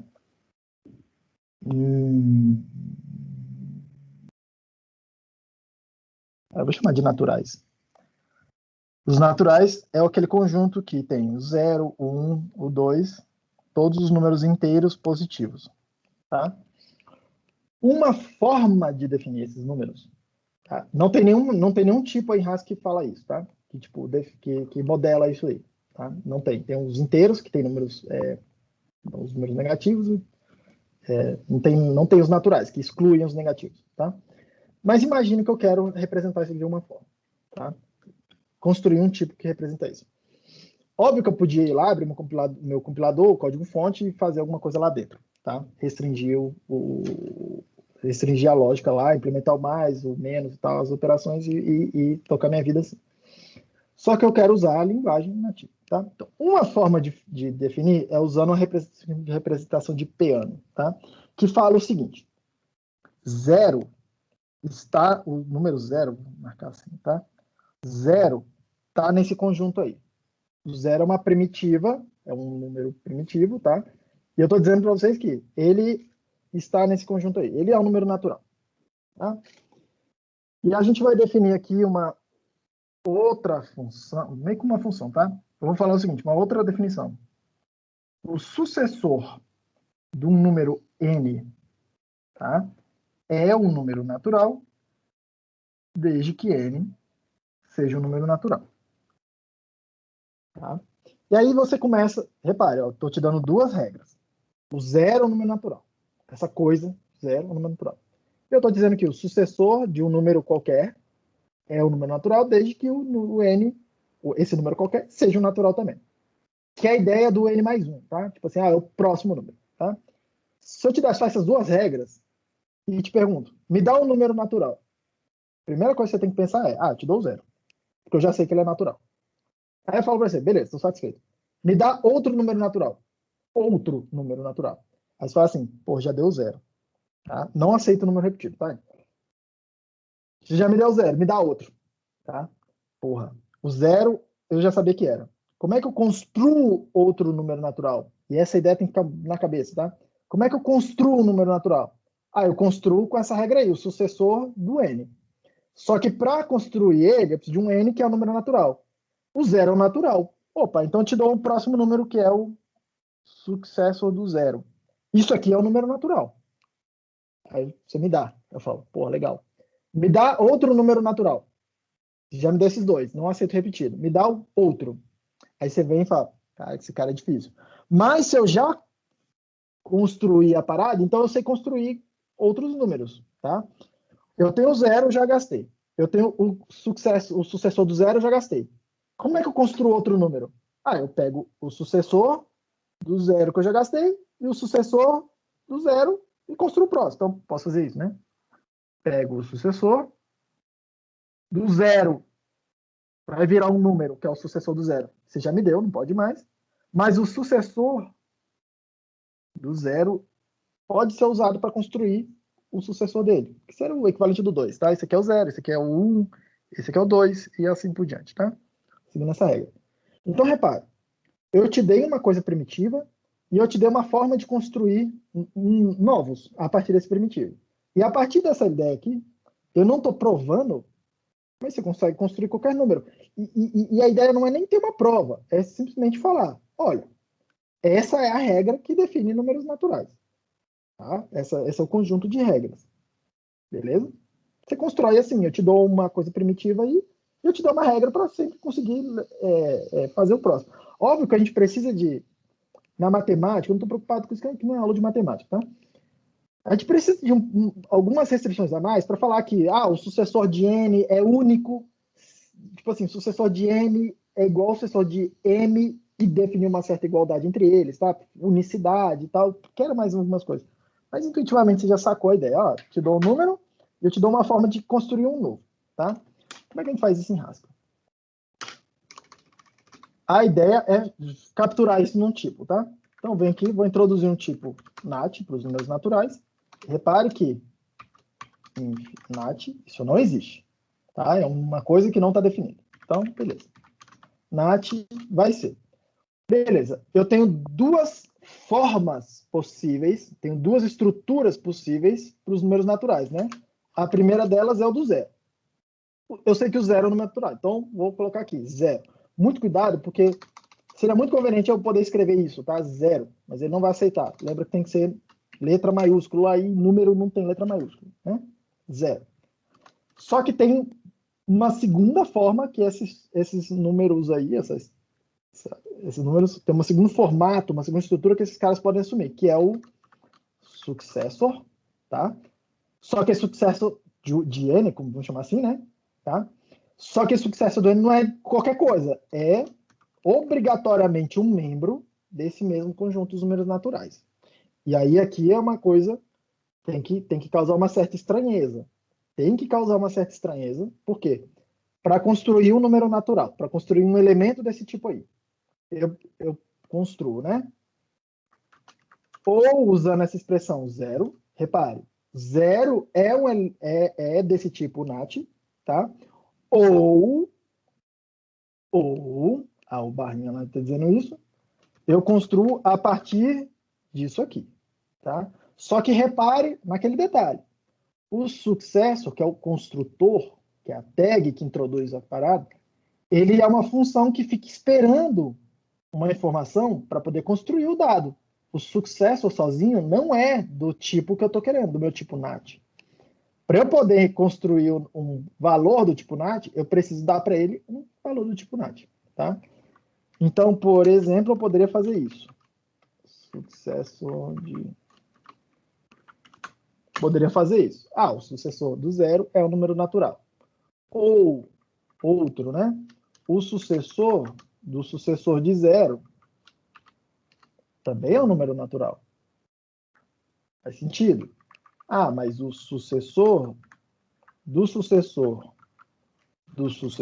de 0 também é um número natural. Pô, então, repare que, de alguma forma, essa representação aqui, né, essa construção, captura aquela ideia ali do lado. Ah, eu te dou uma coisa primitiva aí, e repare, essa string 0 podia ser, sei lá, aí é só questão de sintaxe. É uma coisa básica. Repare que do lado de cá, ó, 0 é só um símbolo. É só um símbolo. Isso tem que estar claro o tempo todo para vocês, tá? Número tem muito a ver com um jogo de manipular símbolos. Não fique pensando muito em quantidades no primeiro momento. Porque não é necessariamente... O número não é só para isso. Para representar quantidades. Ah, quantidade de... Sei lá, estou olhando aqui pela minha janela agora e do lado na janela do vizinho tem um gato na janela. Literalmente, tá? Tem um gato lá sentado na janela, na sacada ali do vizinho. E aí, quando eu olho o gato ali, eu posso associar um número para ele. Ah, quantos gatos são? 1.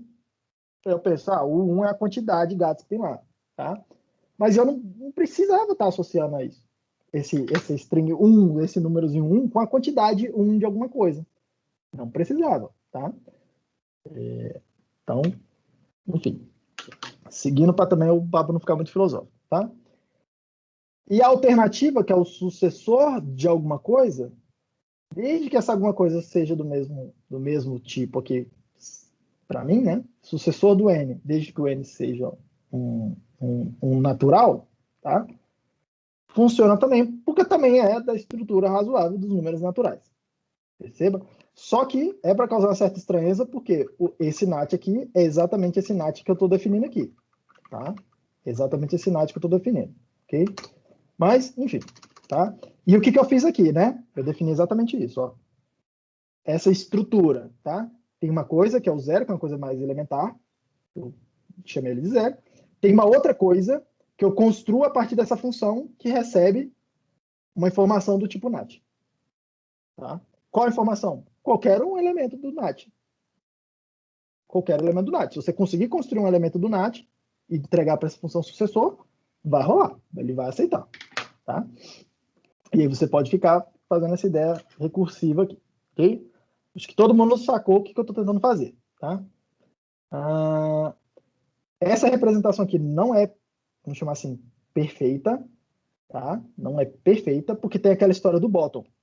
O bottom aqui vai gerar alguns complicadores, tá? Vai gerar uma certa complexidade que é adicional para a gente que a gente não gostaria. Mas esquece essa história do bottom por enquanto, tá? Aí eu venho aqui e falo assim, beleza. Eu gostaria de definir operações sobre esses números naturais. Eu gostaria de fazer alguma coisa sensível, tá? Que é o que a gente está acostumado. Então, eu gostaria de falar aqui, 1 mais 1 é 2. Fazer isso, né? Quem que é o 1? Então, eu gostaria de conseguir fazer algo no seguinte sentido. ADNAT, sei lá, vou chamar de ADNAT, numa função qualquer, tá? Que recebe, por exemplo, successor do 0, que é o cara que meio que está no lugar do 1, successor do 0, e eu gostaria que essa parada aqui fosse successor do 0. Eu gostaria que isso aqui fosse verdade, tá? Eu gostaria que isso aqui fosse verdade, tá? Inclusive, eu posso chegar aqui e definir isso. Nada me impede. Lembra que eu posso definir minha função por partes, né? Fazendo pattern matching. Tipo, olha, toda hora que eu encontrar a ADNAT, é a função, e ela tiver o primeiro argumento que tem essa cara aqui, e o segundo argumento tem essa cara aqui, então vai funcionar. Qual o problema de fazer isso? Problema, entre aspas, né?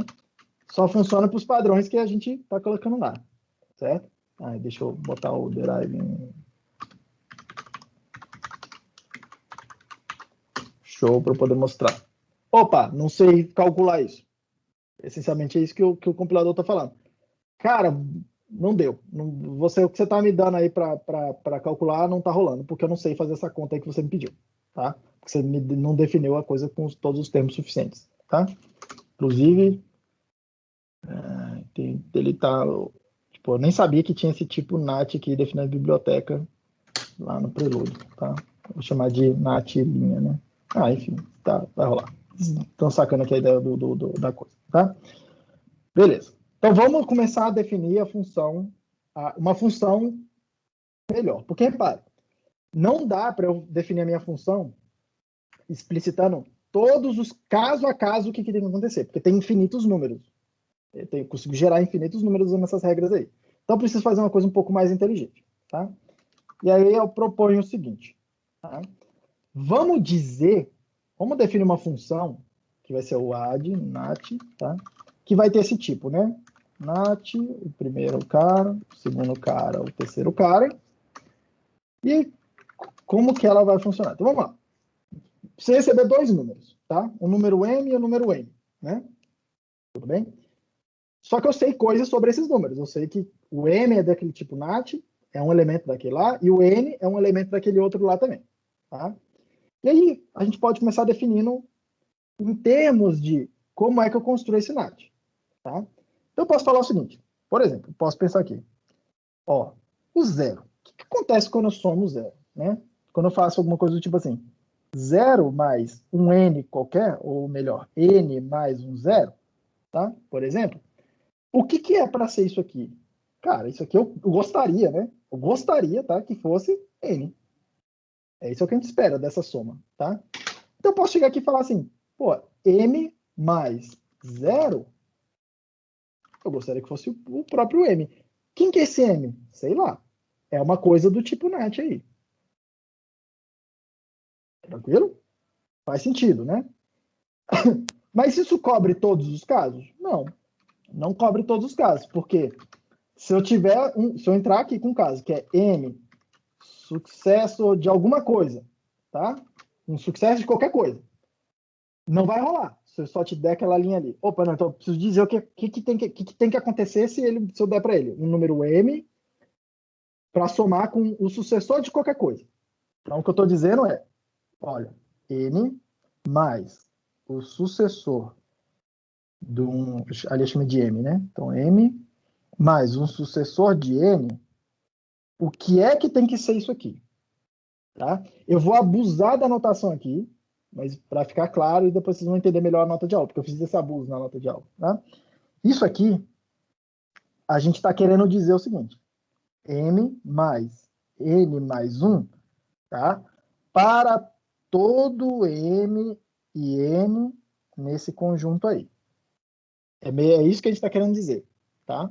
Agora, repare que não é exatamente, eu estou abusando da anotação, porque esse símbolo 1 não está definido aqui, né? Esse símbolo não está definido aqui. Mas todo mundo está entendendo, porque eu quero capturar essa noção intuitiva de vocês, tá? Opa, tá bom. O que é o m mais n mais 1? Ah, isso aqui eu posso dizer que é m mais n mais 1, certo? Tudo bem, gente? É associativo, né? A soma, tá? Tipo, não importa se eu fizer do lado esquerdo ou do lado direito primeiro, é para dar a mesma coisa. A gente gostaria que acontecesse a mesma coisa, tá? Agora, olha só o que eu estou dizendo aqui, tá? O que eu estou dizendo? Que isso aqui, voltando do abuso da anotação, m mais n é para ser um número, porque eu estou definindo a soma, o mais, é uma função, né, que pega um nat, outro nat, e produz o próximo nat. Então, aquela expressão m mais n tem que ser, é um número natural, nesse tipo aqui, tá? E o mais 1 é essa noção do sucessor. Tá? Voltando do abuso aqui. Então, isso aqui é a mesma coisa de falar, olha, eu não sei direito o que é, mas eu sei que tem que ter essa cara aqui, né? Ó, sucessor de m mais n. Quem que é o mais? O mais é a função que a gente está definindo agora, né? O add nat. M, n.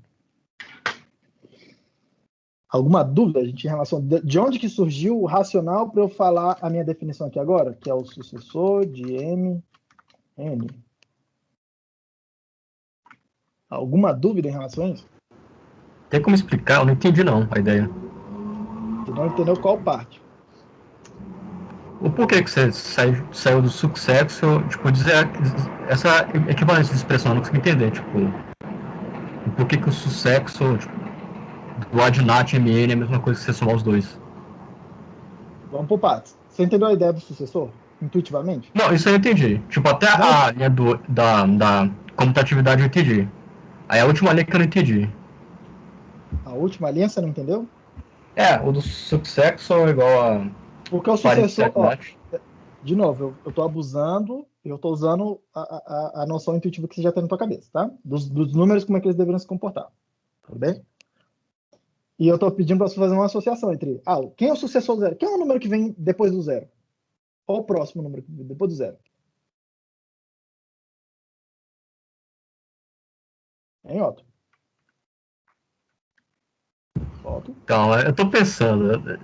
Pode Não continuar. tem muito, não tem que pensar muito não, cara. Quem é o número que vem depois do zero? O successor. Não, filho, não é para complicar aqui ainda não, na coisa formal não.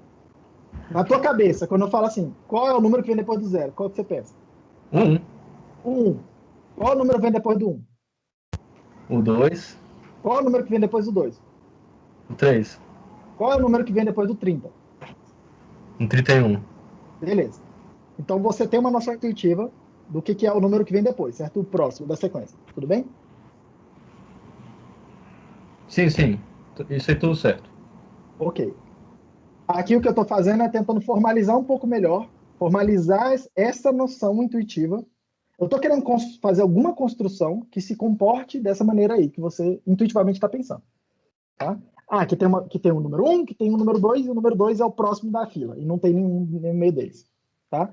E aí eu construí formalmente usando essa ideia. Tem um 0, que é o primeiro elemento de todos, e eu disse para você, eu afirmei que ele é um dos elementos, e eu te dei uma regra, que é uma função, que pega um elemento e te dá o próximo. Tudo bem? Ou essa noção do próximo. Certo? Você aceita isso? Não, tudo bem. Acho que agora eu peguei a ideia. Tá pegando. Então, o que eu estou dizendo aqui é o seguinte, ó, porque é isso que eu estou tentando definir lá na soma. Eu estou tentando escrever M mais o sucesso. Por quê?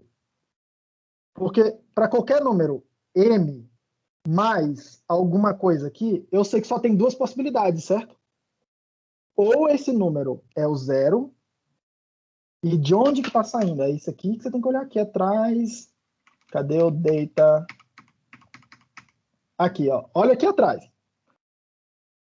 Eu vou somar dois números, os dois são nats. Esse M é um número arbitrário, que eu não. Tipo, é um natural arbitrário qualquer. Mas eu sei que se eu pegar um M qualquer, um número qualquer, mais um outro número qualquer, esse número da direita só tem duas possibilidades. Ou ele tem esse formato aqui, zero, que é fazer M mais zero. E repare, eu gostaria que isso fosse M mais zero igual a M, certo? Porque se isso aqui não acontecer, é uma soma meio estranha. Nada te impede de definir uma outra soma, mas é uma soma estranha. Qualquer outra coisa que você fizer. Está fora da tua intuição. E a gente quer capturar a intuição. A maioria das vezes a gente quer capturar a nossa intuição, tá? Aqui. A outra possibilidade é, olha, eu vou somar um número qualquer, e aqui só pode aparecer um número que tem esse formato. Successor de alguma coisa aqui dentro, que eu estou chamando de M. Que coisa é essa? Esse M. Qualquer coisa que seja um natural também, mas eu sei que esse número do lado direito, ele tem esse formato. O zero é como se fosse o quadradinho. Você vê? Formato dos quadrados. M mais quadrado tem que ser M. É isso que eu estou falando. M mais triângulo, tá? Só que não é qualquer triângulo. É um triângulo que carrega um númerozinho lá dentro dele. Tem um papelzinho, um pedacinho de papel dentro do triângulo. Tá lá escrito alguma coisinha, tá? Só que eu não consigo olhar. Beleza? Aí o que eu estou dizendo para você é, tá bom, mas como é que você gostaria que se comportasse? M mais o sucessor de alguém é como se fosse escrever M mais N mais 1. Só que M mais N mais 1 é igual a fazer M mais N mais 1. Só que esse mais 1 é o sucessor, certo? É a função sucessor. Então, eu escrevi aqui, ó, sucessor de M mais N. Olha o AD aqui. Beleza? Então, o que eu estou dizendo é que eu gostaria que isso aqui fosse, tá? Com essa cara, triângulozinho, beleza? Triângulozinho, tá? Só que aqui dentro do triângulozinho tá em vez de escrever, botar o papelzinho que está escrito N, eu vou botar um papelzinho que está escrito M mais N. Dá para entender? Não, sim, agora eu entendi. Agora deu pra pegar a ideia. Deu para pegar a ideia? E aí, por Sim, isso eu agora escrevi aquela definição ali, ó. Tá ali na definição da função. Beleza? Vamos ver se funciona, porque no final das contas o que a gente quer é que o negócio funcione, né? Quanto que é 0 mais 0 nessa definição aí? Tem que ser 0, né? Faz sentido. Opa, beleza. Faz sentido. Quanto que é, sei lá, o sucessor de 0? Parênteses aqui. Sucessor de 0 mais 0. É o sucessor de 0. Tá? Quem que é o sucessor de... E aí, olha só, coisas que eu não disse, né? Quem que é o sucessor do sucessor de...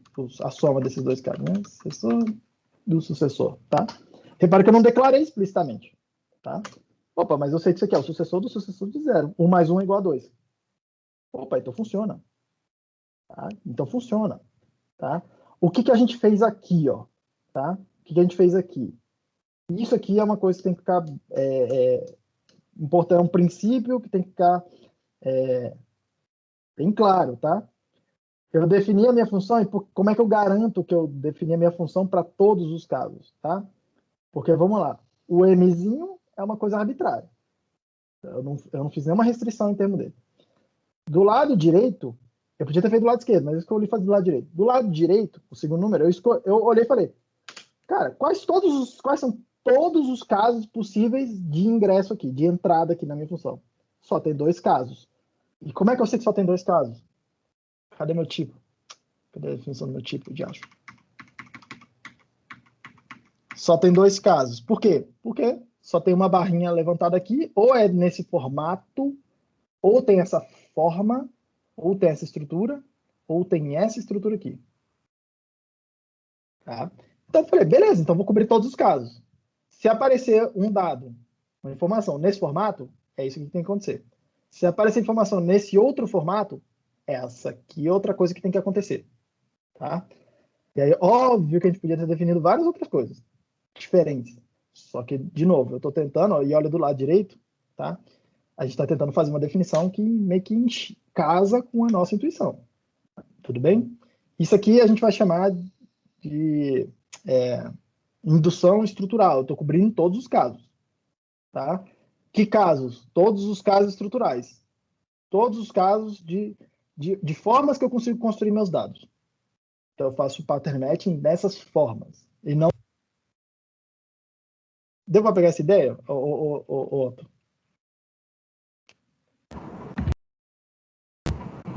Sim, entendi. Eu tava só bobeando. Agora eu entendi a ideia.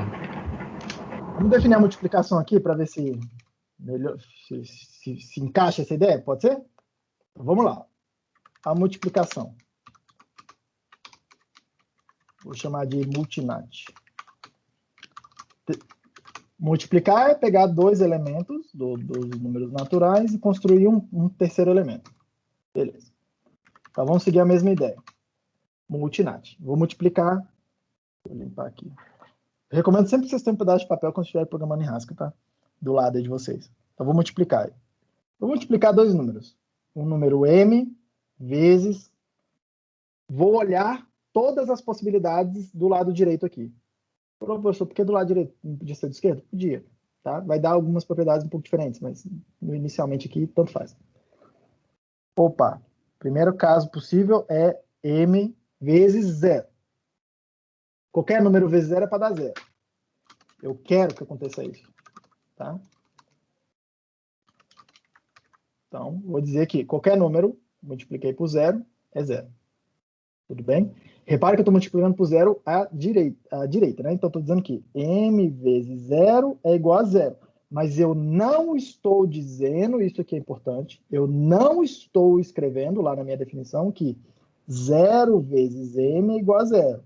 Eu não disse isso, tá? Eu não disse isso. Eu vou querer provar depois que isso é verdade, mas eu não disse isso. Tudo bem, gente? Eu não disse isso. Tá? Tem que ficar claro aqui para vocês o que a gente está fazendo. Vamos lá. Próximo. Multinat M. O único outro formato possível é este, certo? M vezes o sucessor de 0. Só que aí, Otto, mesma toada, o sucessor de 0 é para dar aquela noção, e abusando da anotação aqui, tá? De que é um n mais 1, certo? Então, eu gostaria de que, olha só, olha lá do lado direito, m vezes n mais 1, eu gostaria que essa multiplicação aí fosse distributiva, funcionasse do jeito que eu estou acostumado, tá? Então, eu gostaria que isso aqui fosse assim, né? M vezes n mais m mais 1. Concorda comigo? E quando eu digo isso, né, lembra, é sempre as multiplicações, opa, aqui é vezes, né? É sempre as multiplicações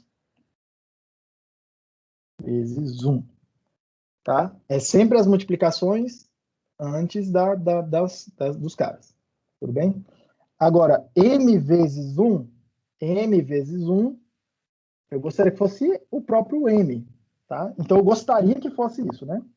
M vezes n mais m. Tudo bem? Eu gostaria que isso aí fosse verdade, para poder ter uma multiplicação razoável aqui, tá? Beleza, como é que eu escrevo isso aí aqui? Então, tá bom. É soma de duas coisas, né? Como é que soma? Acabei de fazer a função que soma. Então, adnat, duas coisas. Do lado esquerdo aqui, o primeiro termo vai ser multiplicação do nat. Repare que a função aqui é recursiva, assim como a outra também era recursiva, tá? Multinat, mn, e o segundo termo lá da soma é m. E toda hora que o seu tipo for recursivo, a estrutura dos seus dados for recursiva, muito provavelmente as suas funções vão ter essas caras recursivas. Tá? Repare, Otto, Eduardo, Ivan, todo mundo que está aí. Eu estou definindo a função mais em termos da própria função mais. Eu estou definindo a função multiplicar usando a própria função multiplicar. Recursiva. Tá? O que eu gostaria que acontecesse? Vamos lá. Eu estou multiplicando, eu estou aplicando minha função, e do lado direito eu gostaria de ter uma coisa mais simples. Em que sentido? Tá? Menos estrutura. Se é uma função, coisas com menos funções, ou menos estrutura. É isso que eu quero ver do lado direito. Eu não estou provando que essa computação termina. Tá? A gente vai melhorar isso. Eu não estou provando. Então, depois a gente vai fazer o princípio da provas por indução. Não estou provando, mas eu gostaria de ver do lado direito menos complexidade do que tem do lado esquerdo. Tá? Então vamos lá. Do lado esquerdo daqui de baixo, ó, eu tenho m, que é qualquer coisa. Eu não sei qual o nível de complexidade dela, mas eu sei que tem o sucessor de n. E é o que eu estou entregando para a minha função multiplicação. Do lado de cá eu estou entregando para a minha multiplicação o próprio m. Então, qualquer que seja a complexidade que tem aí, tá? A estrutura é a mesma, não reduziu, mas o n, intuitivamente, dá para perceber que o n tem menos tralha, tem menos estrutura agora junto desse n. Porque antes o n estava ligado com o sucessor. Tinha essa cara aqui, ó, sucesso de n. Tá? E eu reduzi a quantidade de estrutura. Eu diminui um pouco a complexidade do termo no lado direito. Beleza? Ah, professor, como é que eu provo que isso aí vai dar certo? Você prova que vai dar certo fazendo a prova, que é o que a gente vai fazer na aula que vem, tá? Mas eu já vou pedir para vocês olharem... Sim, filho. Duas coisas. Foca na primeira, então, antes de eu falar a outra. Como você sabe que, assim, você está colocando aí algumas características das funções de adição e de multiplicação e depois verificando que o programa atende essas características e que não só isso, ele consegue extrapolar para casos gerais. Mas como é que você sabe que foram características o suficiente que você colocou aí já? Peraí, repete a sua pergunta, eu não entendi. Mais ou menos assim, você colocou algumas características. Uma delas, toda vez que você multiplica um número m por zero, tem que dar zero. Eu gostaria que isso acontecesse, né? É o meu desejo. Só que assim, como é que você sabe que você já colocou esses desejos, entre aspas, o suficiente? Não tem diversas características da multiplicação e tanto da adição? Você não colocou todas aí, né, pelo menos. Uma coisa que eu não disse, por exemplo, eu não disse. Olha a minha definição. A única coisa que eu disse vamos lá, tá vendo a definição do lado esquerdo ali, né? Eu disse que m vezes 0 é 0, e eu disse que, tá? M vezes N mais 1 é M vezes N mais N. Eu só disse isso na hora que eu implementei a função, tá? Eu só disse essas duas coisas. Mas eu ganhei, eu não estou provando, eu estou afirmando, assim, magicamente, eu ganhei o fato de que 0 vezes M é igual a 0. E é só a gente testar. Vamos testar? Nada não custa, né? 0 vezes um número que não é 0. Aliás, até um número que seja 0. Tá? Mas esse aqui é o caso fácil. Mas bota do lado de cá um número que não é 0. Sei lá, o sucessor de 0. Não é 0. Tá? Mas o resultado é 0. Porra, funcionou. Eu não disse isso aqui, ó, em nenhum momento. Mas parece, eu não estou provando, isso aqui que eu estou fazendo não prova, mas parece que o zero é o elemento, o zero vai ser esse zero aí, né, o elemento nulo dos dois lados da multiplicação, que é uma coisa que eu gostaria mesmo, tá? Que fosse comutativo, né?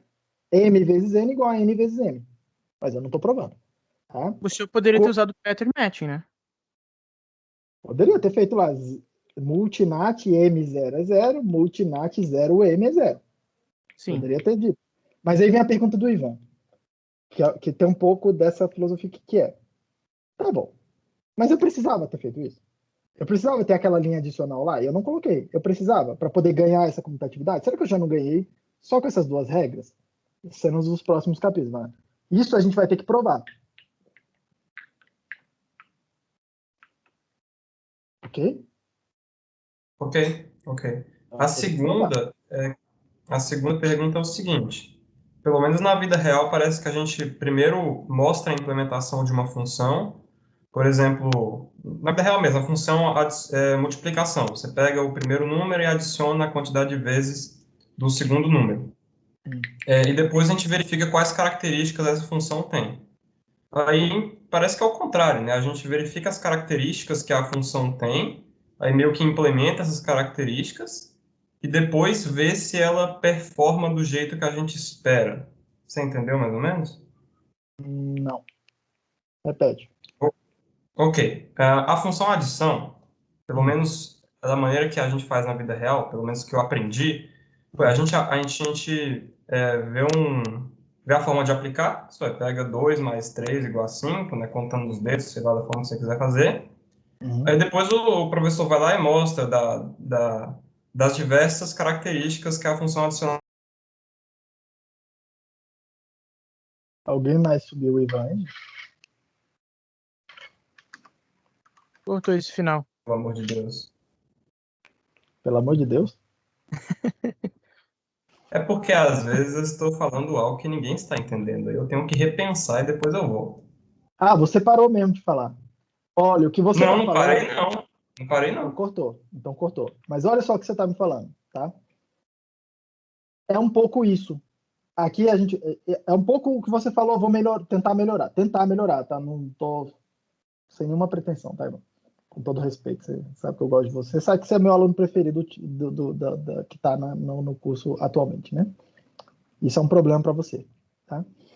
Sem ofensa, pode melhorar aí. Sem nenhuma... Mas vamos lá. No começo, a gente vai fazer... É bem normal, e aí pensando em matemática, pensando em computação mesmo, tá? A gente ver casos particulares e tentar montar o que a gente gostaria que acontecesse com casos particulares. Então, é o que você falou lá. Eu tenho 2 dedos, eu tenho 2 dedos aqui, aí eu boto 3 dedos aqui, e quantos dedos eu tenho? 2 mais 3, então é 5. Então beleza, então eu quero que 2 mais 3 seja 5, tá? E eu quero que, repare, 3 dedos aqui, 2 dedos aqui, que é a mesma, é a soma ao contrário, né? Quantos dedos tem aqui? 5. Então, beleza. Se eu somar 3 mais 2 é para dar 5. Se eu somar 2 mais 3 é para dar 5. É o que você falou lá, tá? Depois de um tempo, uma outra coisa que aconteceu, um segundo nível, tá? Nessa história aí de somar mesmo o número que é um bom exemplo. Um segundo nível que aconteceu foi alguém falou o seguinte: tá bom, como é que eu faço? Alguém que ensinou um algoritmo. Ele não chamou com esse nome, mas ensinou um algoritmo. Ele falou o seguinte: vocês estão vendo minha tela, né? Ele falou o seguinte: olha, gente, vamos lá. 0 mais 1 é 0. 0 mais 2 desculpa. 0 mais 1 é 1. 0 mais 2 é 2. 0 mais 3 é 3. 0 mais 9 é 9. 1 mais 1 1 mais 0. Aqui devia ser o 0 mais 0 é 0. 1 mais 0 é 1. 1 mais 1 é 2. Blá, blá, blá. Alguém fez uma tabela exaustiva das coisas. Tá? É bem comum em multiplicação, porque tem aquela tabelinha de multiplicação, a tabuada, que você tem que ficar decorando. Eu não sei como é que a juventude acontece hoje, mas quando eu era criança, a gente... Cara, era tudo de bom, tá? Quando, tipo, tinha uns lápis que tinha tabuada, assim, todinha lá de multiplicação, e a gente meio que tinha umas provas que a gente só passava com aquele negócio lá, tá? Ou então você decorava a parada toda, a tabela de multiplicação, tá? E alguém falou para você, olha, todos os casos primitivos são esses que vão estar nessa tabela, né? Que são os elementos, os tijolinhos dos números, cara. Você só vai construir número com os caracteres, com os símbolos, 0, 1, 2, blá, blá, blá, até o 9. Não são mais números, são símbolos, tá? E aí alguém te ensina. Então tá bom, toda hora que você encontrar aí, ó, 12 mais, sei lá, 34, eu não sei somar isso, mas eu te dou uma regra, tá? Você alinha os dois caras aqui, você pega, faz esses dois, que você sabe, olha na tabela, dá 6, você pega esses dois, você sabe porque você olha na tabela, dá 4, o resultado é esse aí, 46. Alguém te ensinou uma regra, que é uma regra estrutural, que é bem parecido com o que a gente está fazendo aqui. Bem parecido com o que a gente está fazendo aqui. Tá? Cobre todos os casos. Eu te dou uma regra e essa regra cobre todos os casos. Ou pelo menos tenta cobrir todos os casos. Tá? Isso aqui é o nível que a gente está agora. É o que eu estou falando para você. A formação dos números naturais aqui só tem dois símbolos. 0 ou sucessor de n. Repare que é um pouquinho mais sofisticado que ter símbolo 1, 2, 3, 4, até o 9, tá? Tem uma coisa aí que é sucessor com outro número. Esse número não me interessa o que é. Tá? O que me interessa é a forma dele. É sucessor de alguma coisa. Tá? E aí eu estou dizendo para você, vamos bolar uma regra que cobre todos os casos. Então é somar alguma coisa com 0, alguma coisa com sucessor. Tá? Claro que eu já fiz de forma um pouquinho mais sofisticada, que foi, qualquer coisa com 0, qualquer coisa com sucessor, porque tecnicamente deveria fazer o 0 com 0, o 0 com sucessor. O sucessor com 0, o sucessor com sucessor. Tá? Então, mas enfim. Pronto. Então a gente está num segundo nível, tá? de definir a coisa por meio de um algoritmo. É meio que o que eu estou fazendo aqui. Tem um terceiro nível, que é o nível axiomático, que eu não falo para você, eu digo os símbolos, tá? Enfim, mas eu não digo para você como é que é o operacional, só digo para você quais as propriedades que eu gostaria que essa coisa tivesse, tá? Eu falo para você, olha, tem um 0, tá? Tem um 0, sei lá, tem os símbolos aí, enfim, quaisquer que sejam eles, e eu digo para você, olha, eu gostaria que m mais n fosse igual a n mais m. Qualquer que seja essa função m, função mais para quaisquer m e n, tá? Eu gostaria que m mais 1, m mais 0 fosse o n. Eu digo para você, eu quero essa propriedade, eu quero aquela propriedade, tá? Se tiver multiplicação na brincadeira, eu digo para você, eu gostaria que tivesse essa propriedade aqui. m, sei lá, p, seja igual a n vezes m mais n vezes p. Mas eu nunca te disse como é que soma e como é que multiplica. Eu nunca te disse, eu só te disse quais as propriedades que eu quero. Tá?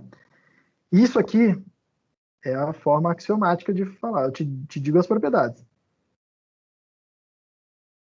Eu te digo as propriedades que eu quero das funções, mas eu não te digo o que essas funções, o que elas fazem, como que elas fazem. O como que elas fazem, você vai ter que se virar para tentar achar uma implementação.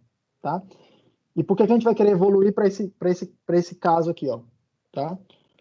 Porque vão ter, e aí deve, o interessante, provavelmente vão ter várias implementações possíveis. No pior dos casos, você faz uma grande tabela, faz o pattern matching com todos os casos possíveis, de preferência se esses casos forem finitos, uma quantidade finita, e está feito.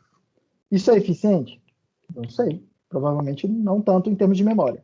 pode ser muito rápido, em termos de velocidade, né? De tempo, mas memória, uma tabela enorme não é.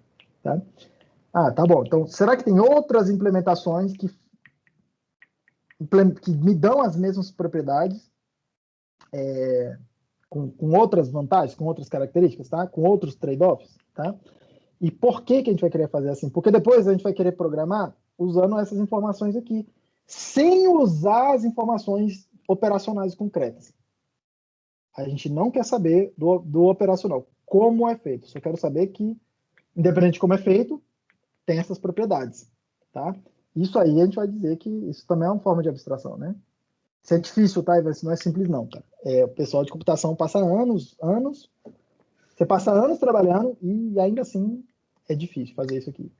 Garantir propriedades ou dizer que o que é uma dos pontos que eu vou enfatizar, e vocês vão ver que tem aí provas de programa e tal, que a gente vai fazer algumas coisas aqui na aula que vem.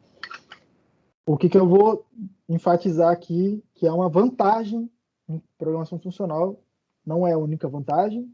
Eu não estou dizendo que é tipo o killer app, né? Que é tipo, isso aqui vale a pena sempre, tá? Não, estou dizendo que isso vai te dar uma vantagem, que é o fato de você provar esse tipo de propriedade de forma mais sistemática. É muito difícil você provar a propriedade quando você tem que falar, tá bom, quando eu estou fazendo isso aqui, eu estou escrevendo na memória. Ferrou tuas provas, cara. Tá? Ferrou tuas provas. Essencialmente é isso. Aqui não tem nada disso. Aqui as funções, elas se comportam muito parecido lá com a da matemática. O mais, lembrando, tá? Essa mais aí é uma caixinha que recebe 2 entradas, tem uma saída. Ela não usa nenhuma informação que não seja o número que entrou aqui, o dado que entrou aqui e o dado que entrou por aqui. Nenhuma informação. E ela não produz nenhum efeito, tá? Além da saída que está aqui. Então, quando eu provo alguma coisa por mais, pronto. Eu sei que a implementação do mais não atrapalha a implementação da multiplicação. Eu garanto isso, eu tenho garantido isso. E aí, quando eu quero provar alguma coisa da minha implementação da multiplicação, eu não preciso me preocupar com o resto, com as outras funções, com o resto do programa complicado. Essa é a vantagem que eu vou tentar enfatizar aqui ao longo do curso. Essa é a mensagem, uma das mensagens, tá? Não sei se ficou exatamente claro ou se eu divaguei. Não, sim, eu entendi. Entendeu? Uhum. Beleza. Na aula que vem, eu quero falar, leiam, termine de ver as notas de aula, porque o que eu falei até aqui, tá, para sacar direitinho, tranquilo, até essa sessão sobre indução, tá? Aqui o que eu quero é começar a provar coisas, tá? Eu quero mostrar para vocês essa ideia de provar por indução. Tudo bem? E a gente vai usar esse tipo de indução, um caso particular de indução, tá?